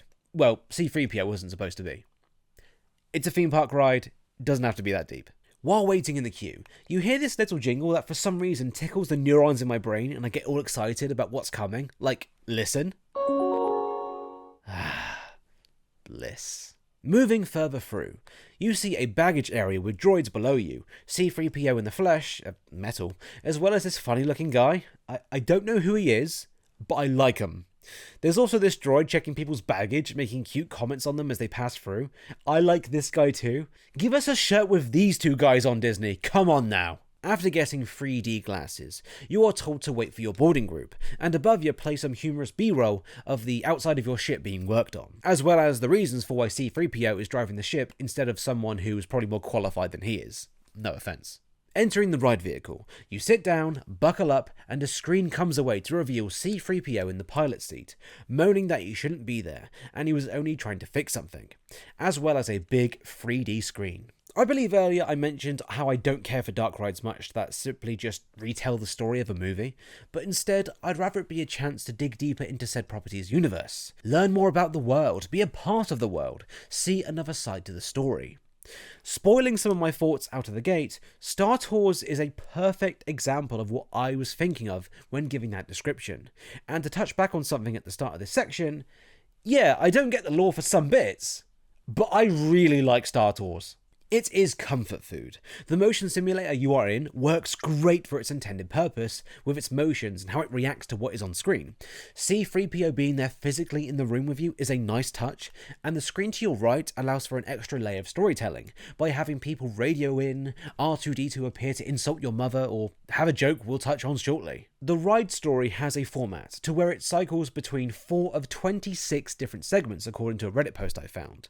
But that was a while ago. TLDR, many different experiences can be had on this ride. Technically hundreds. Heck, I think this was my 12th ride of this in my life, and I only have ever had the same ride through once. Every other time, there has been at least one element that was different or unique to that ride. Instead of just recounting my one trip, I'll break down the format of the ride and use my 2 ride-throughs as examples. Scene 1. We approach for takeoff, but an inciting incident takes place. In my 2 cases, a droid scanned the vehicle and said they were looking for a rebel spy. The other, Darth Vader, says the same. Both times, someone in the ride vehicle's photo appears on the screen to the right, making for a nice joke if you're in a group. Quite funny when nobody responds because that person is obviously on their own, so the ride just plays as normal. It was quite sad, actually. Scene 2. You warp speed away after escaping the baddie in Scene 1, and find yourself on a different planet. In my case, the Wookiee planet and... the Wookiee planet. Bad example. I remember there being an underwater one I tried when I was in Paris. That was cool. In this scene, you get a chaotic fly through the area that you are visiting, and normally some crazy shit goes down. In my case, look at this Wookiee swinging on vines like he's George of the fucking jungle. Poor guy sounded like he was terrified. It always ends with you floating away into space, where you receive a transmission and move on to Scene 3. Here, you receive a transmission from someone key in the Star Wars lore. In my case, I had someone, I have no idea who they are, but from my research they are from the show Andor, as well as Ahsoka, also from a Disney Plus show. In the past, I've had Yoda and Princess Leia too. In my cases, they asked for help taking down the rebellion and getting the spy in our vehicle to a rendezvous point, respectively. It's cool, isn't it? Having a bit of diversity in your ride experience makes re-riding more fun. Scene 4. You warp once again to another land/planet/place, and combat always takes place here. In both my cases, the same scene sadly, of some cool flying whales it felt like, where we were dipping and diving around them while fighting. The iconic da-da-da-da-da-da shit kicks in here too, and it goes hard. The score goes hard overall, as it's all just Star Wars shit, and on average the film scores, are great. Ahsoka appears in this scene too, so cameos can happen here also. A shout out to the barrel roll R2-D2 does. My guy. Scene 5. We arrive home, normally not landing well. As you can tell, though there is a formula, Star Tours The Adventure Continues is a ride full of variety, even if it has to tick boxes in each scene to follow a narrative arc. The ride is just comfort food to me. I really like it. I am never walking out of this ride going, hell yeah, I'm re-riding that right away. But if I am walking by and I see the queue ain't that bad, and I'm not rushing to another ride, I always ride it. Star Tours is like the motion simulator ride to me. There are others that are fancier. Heck, Smugglers Run in the exact same park is an interactive motion simulator ride with way better tech, and there's others who tell a better story. But Star Tours The Adventure Continues eats people up, so the queue is never too long, is pretty damn accessible for those with reduced mobility, is easy to understand even if you're not up to date on Star Wars, and is overall just a joy to ride. It may get flack for being boring, but for me, it's comforting. I enjoy how accessible it is. I'm jealous of those who get to ride in a big communal experience. I love the travel company branding. Yeah, ride it, no question. To infinity and beyond. Wait, that's not the slogan for this ride, sorry.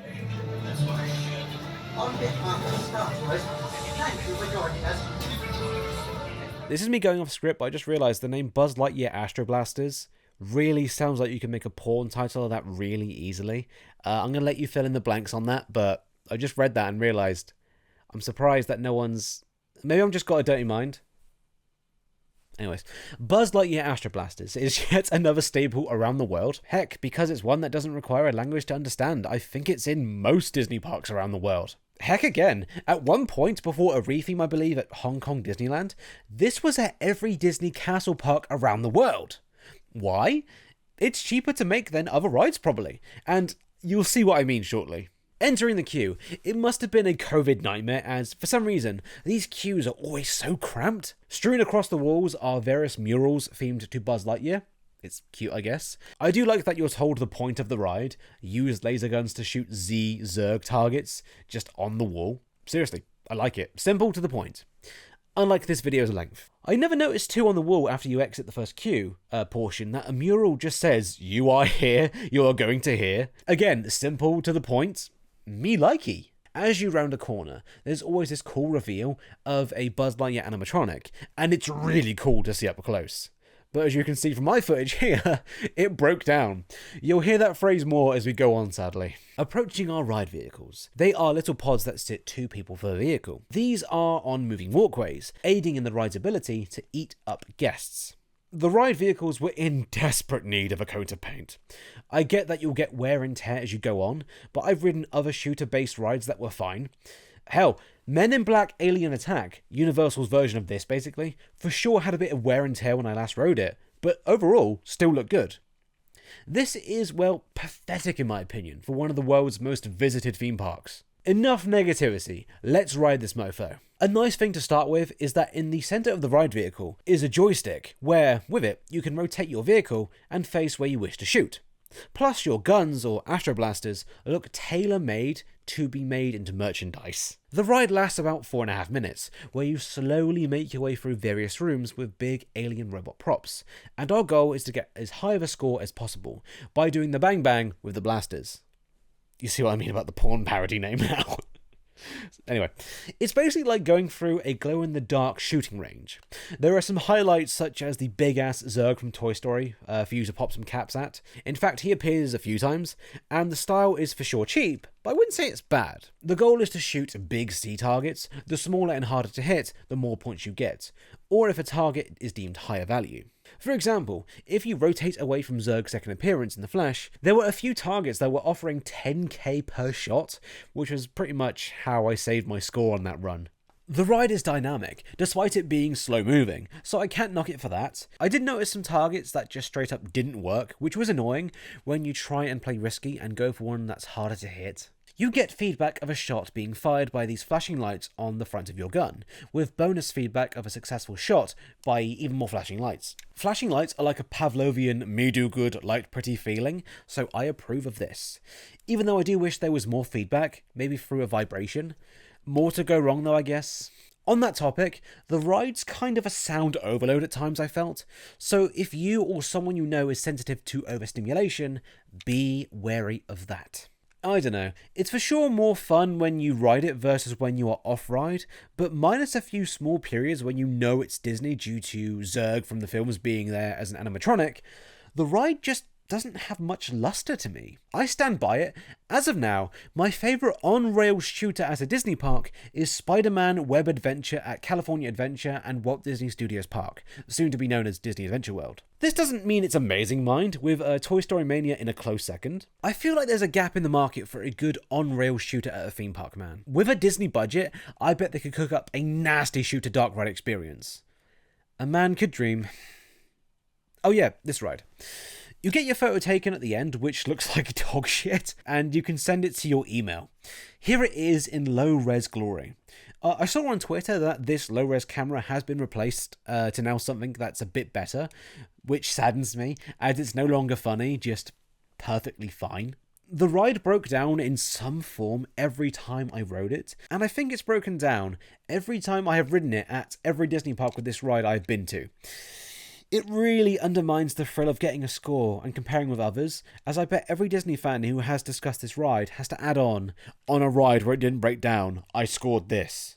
I think in the past I have said I don't mind these rides as I feel like they are comfort food, like Star Tours. And I would agree if they didn't break down all the time. At this point, I really think all of these rides either need an update, or at the very least, some downtime to reinvest and bring the quality up, so that every ride looks like it hasn't been in a bar fight when I ride it. Like, I am fine with this ride being around the world, but every time I've ridden it, it has broken down in some form, like I said, and the guns still work, so you can just keep on shooting and inflate your points. A bit like when gamers get annoyed at people who boost to get high on leaderboards or ranked games. When you're motionless, you can just keep shooting and rack up lots of points. At that point, where's the game? The ride goes down, fine, whatever. Have the guns turn off too, so that someone's score is the score they earned. I get you can say it's just a theme park, whatever. But the score attack is the reason I ride these things. I want to get a good score and challenge myself to do well. I love riding Men in Black, that's dodgy, at Universal Studios Florida, as the firing feels consistent. The targets and the... I love riding Men in Black. I love... Fuck's sake. Clean your mind, Antonio.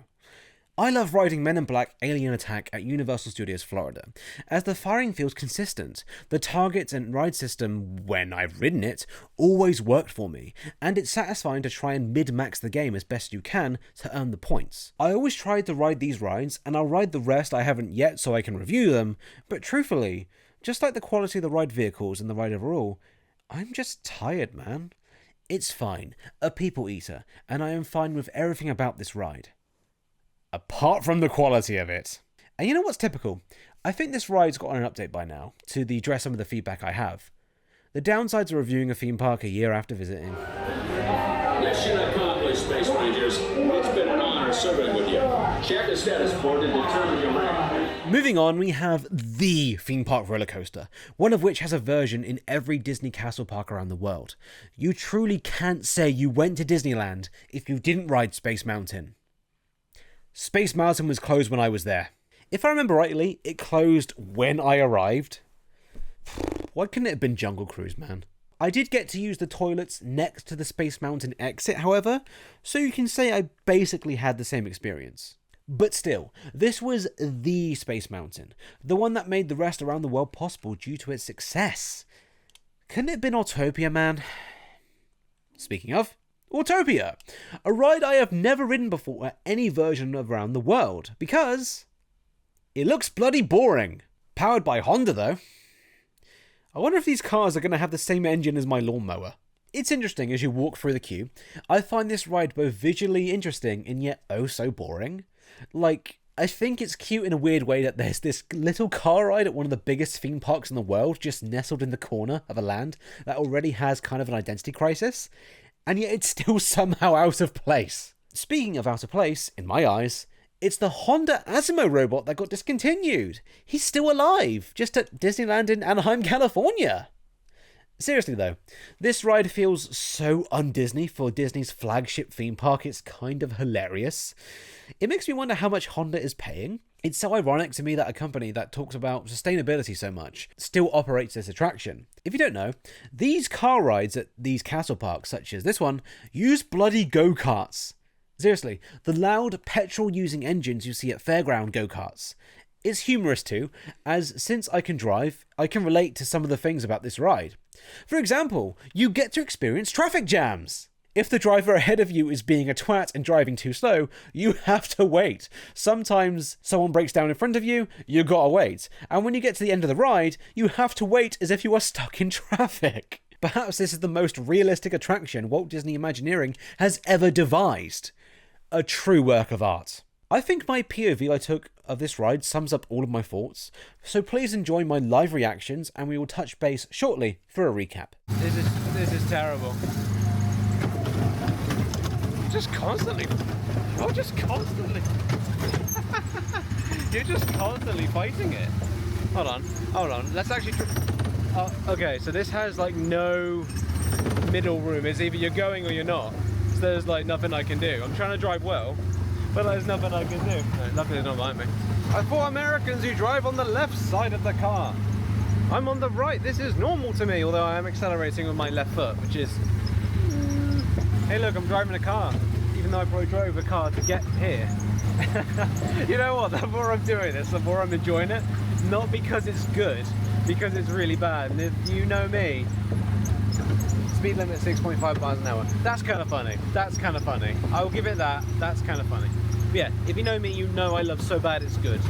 And yeah, this I don't know if it goes on. I don't know if it verges on so bad it's good. It's not even. It's not worth doing. I won't lie. It's not worth doing. This is really shit. You really show kids the full travelling experience because I'm already in a traffic jam.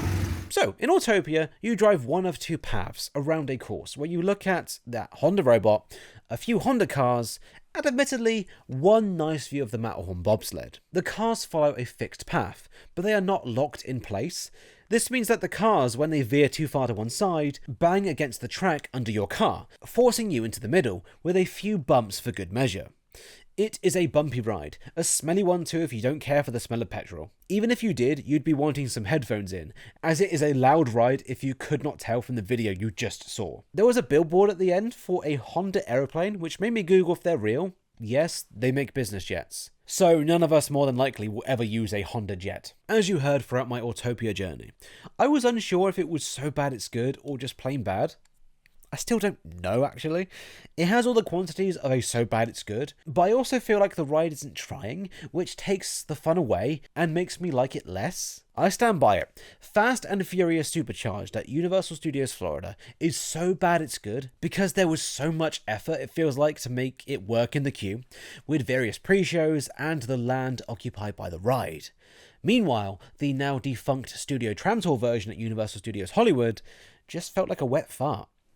So perhaps a different version of this ride at Walt Disney World or Tokyo Disneyland is actually so bad it's good, because maybe there's more effort there, but I doubt it.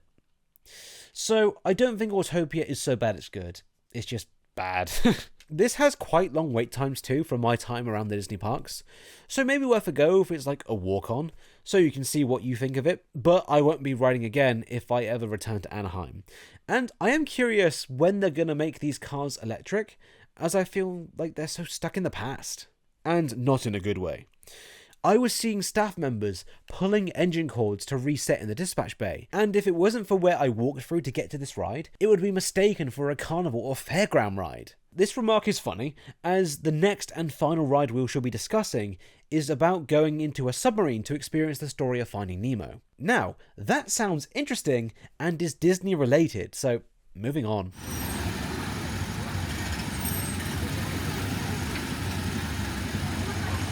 To Finding Nemo Submarine Voyage, a ride that is next to Autopia, though on Autopia you wouldn't have been able to tell. It's pretty impressive. Standing in the queue, looking at the bright yellow subs we will be inside for the journey of this ride, I had one thought. This must have been a COVID nightmare. This thought was magnified once I entered. Just by looking at my feet, you can tell this shit is cramped and that the air was warm and dirty. Anyways, once you are settled and the hatch is closed, with a liberal use of bubbles to emulate submerging, we are underwater now.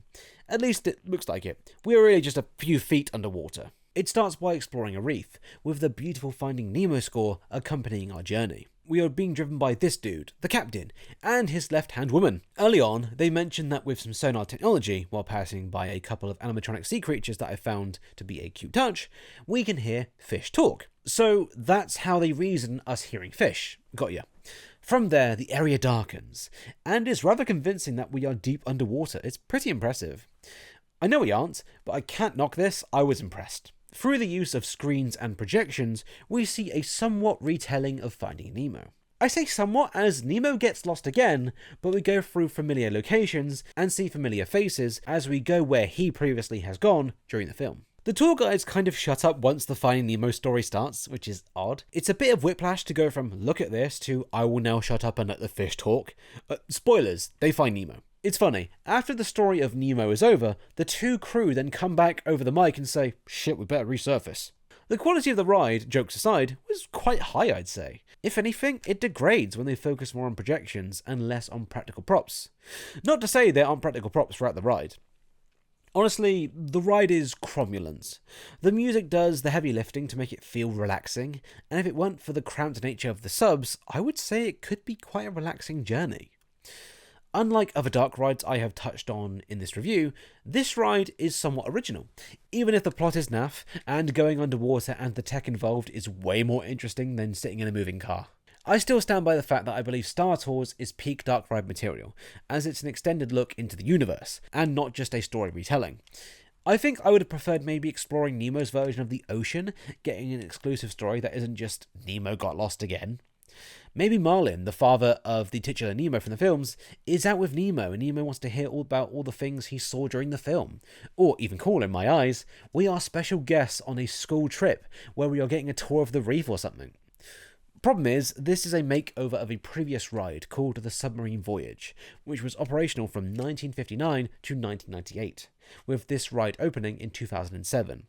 So I'm guessing the ride designers had to work with an existing structure. They did well, I would argue. I may not rave about this ride, but it's technically quite damn cool, and makes a great change of pace from the loud, chaotic nature of a theme park. Still probably won't ride it again, but I admire the effort and hope that there's an innovation on this ride concept somewhere else, as there is legs, or fins, to this idea. We saw a huge volcano kaboom! You made me eat! And finally, with all the attractions done and dusted that I was able to ride, let's begin the section where I talk about things I couldn't fit in anywhere else. The evening was crazy busy, which makes a big difference to many other parks I've been to that get calmer as the day goes on. It felt like there was a much bigger local to tourist ratio too. I noticed many people being obviously local. That's not a problem, just an observation. Maybe because it's not in the heart of Los Angeles and a bit of effort to get to. Perhaps Disneyland attracts less international tourists versus Walt Disney World in Orlando. In retrospect, this influx of people is not just people arriving from work, but pass holders who possibly have to wait until a certain time to enter the park. The park is indeed small. I'm writing this part near the start of the script, and I'm sure I've mentioned the size thing a couple times by now, but it really does feel small compared to what I'm used to with every other Disney park I've been to, minus Walt Disney Studios Park in France. But in a weird way, I kinda like it. Sure, the theming to my eyes overall may not be as strong as Magic Kingdom, or my favourite Disney park at the time of writing, Animal Kingdom, partly due to how big they feel in my opinion, but seeing a ride time at 10 minutes, and then being at that other side of the park in 10 minutes, is nice compared to other parks, where at times the parks are so big, by the time I have gotten there, the ride has already shot up in wait times. You win some, you lose some when it comes to park size. This goes for the resort overall too. Since it is so small, it felt smaller than Disney Paris overall. As well as, once you leave the resort, you're just back to civilization. I was comfortable leaving and coming back to the park multiple times a day to take a break and eat. I will say, I tried to use one of the hotel buses to try and save some steps, but it dropped me at a parking lot, which basically meant I had to walk the whole way back, as I can't jaywalk, and also, there is no real exit by foot. So don't do what I did. It's funny, I asked a guard if I could hop over like a knee-high barrier, as I could see where I wanted to go through the small gap, and he said, and I repeat, it is impossible. I pictured the mouse with the handgun behind his head, while he said those words. Quickly jumping back to the size thing, I can go on and on about it. But you know what? There's a reason, in my opinion at least, it feels so small. There's 37 attractions in this park. Sure, that's not 37 rides, but my goodness, that's impressive, no? There's so much to do, and that really helps this park not have super duper long waits. There will still be lines, sure, don't get me wrong, but with so much to do, the people are way more spread out compared to other parks. To somewhat repeat myself from my Disney California Adventure review, this Disney park continues the theme of, if you are not like me and are happy to be at a park from the start to the end of the day, paying for a skip the line pass, aka Lightning Lane multi-pass, to help you get on rides. I would say my day would have been the same if I didn't have the pass, just harder. How it works is you pay per day, and the price changes depending on the day. What I did was book a package thing, I think through attractiontickets.com, not affiliated, and I got lightning lanes with my tickets for an extra fee per day. Since I doubt I'll be back anytime soon, I was happy to pay. How it works is you need the Disneyland app, and you can book a lightning lane from the moment you enter the park. And then you can either book another one as soon as you check into your lightning lane you booked, or 2 hours have passed. You can also modify the booking, which allows you to try and get a sooner or further away time, depending on how you want to plan your day. I started a time that was ages away from a ride, then clicked modify out of curiosity, and then I was offered a slot 20 minutes away. Your results, of course, may vary, but it's worth a punt if you have a time you're not happy with and want a different one. Certain attractions simply don't have a lightning lane queue, and thus aren't available through the service, though that's mainly for smaller attractions. So pretty much the only things here are the big hitters. I found the experience somewhat painless versus using it at Walt Disney World in the past, and personally had no issues. You can do a ride with a lightning lane once per day, so by the end of the day, you'll be grabbing lightning lanes you may not even want to use. This is actually a good idea if you want to attempt to modify a reservation a bit later to try and get a different ride or time. So if you're willing to play about, you could have a better day. If you have a bigger wallet than me, you can also buy a lightning lane single pass, which is for a ride that is the big hitter in the park. In this case, Star Wars Rise of the Resistance. And you pay a fee which starts at $15 to ride this ride once. Sure, the weight should be lower, but you're also paying to ride a ride. The choice is yours on that one. I did it once at Disneyland Paris for a ride that was 2 hours long, and I was on in about 15 minutes. I don't like it, but you gotta play the game, and get played sometimes, I guess. There's also a premium version of this now called Premier Pass, where you get a one-time use at any time of the day for the applicable rides. It's a luxury, and is super duper expensive. Like, I doubt many people would be buying this, but it's an option, and it's nice that it is there for the people who want it. While on topic, I had no issues with the app. You have to do a lot of things on it, but luckily Disney is the only theme park I have been to in the past 4 years, apart from Fort Park, that does paper maps. So, hell yeah to that. But yeah, this app was perfectly fine, and it did its job. I don't remember it doing anything fancy, but you can do your typical reserve food, wait times, and all that jazz. If you get Lightning Lane Multipass, you get on-ride photos with your purchase, and the app is how you access them, so that's pretty neat. It seems you can also use this app to locate your car's parking area by providing the details required, so that's neat too. You can also play some trivia games it seems on there, but no, I'm fine, thanks. I was curious if you could check wait times outside of the park, so while on a bus on the way back from London while writing this section, I downloaded the Disneyland app, and yes, you bloody can! I did have to sign into a Disney account, but you can indeed view the wait times anywhere you want in the world, so thumbs up to that. I always find studying wait times and patterns to be fun in preparation before I arrive to a park, to have some kind of game plan. I have no idea how I am married either. I was shocked by how little music I remember from this theme park, minus the tune from Main Street that I discussed hours ago. However, I do remember the smells of the park. Like, there's always food within 30 seconds to a minute of where you are, and the smells are so powerful. Like, I can remember certain smells even now, and that is on top of the smells being pumped into certain rides.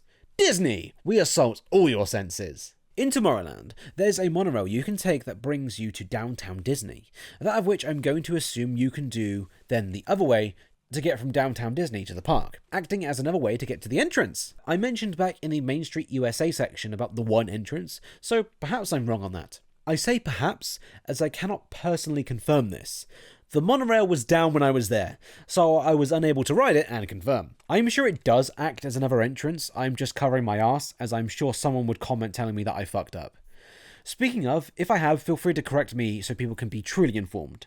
I am just working off my experience, and I'm trying to give you the experience of your average Joe Schmo at these parks. So when I was there, the monorail and the Disneyland Railroad were closed. It seems I brought a piece of home with me, as there was a bloody train strike when I was there. Watch your step and exit to the left of the monorail. Thanks for traveling with us today. I didn't want to cover it in this video as it is unrelated to the review of this park, but I did also want to mention that there are various video games of this particular theme park, with the two I wanted to highlight being Kinect Disneyland Adventures for the Xbox 360 and Disneyland Adventures for the Xbox One and PC.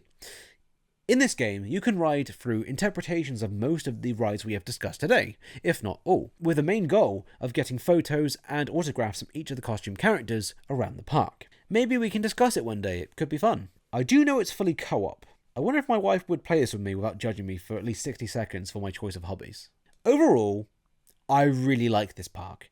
I keep going back and forth in my mind on if this is better than Disneyland Paris, and I would say so. Like, there's such a diverse ride lineup here, with a good sister park next door, though I won't factor that in here.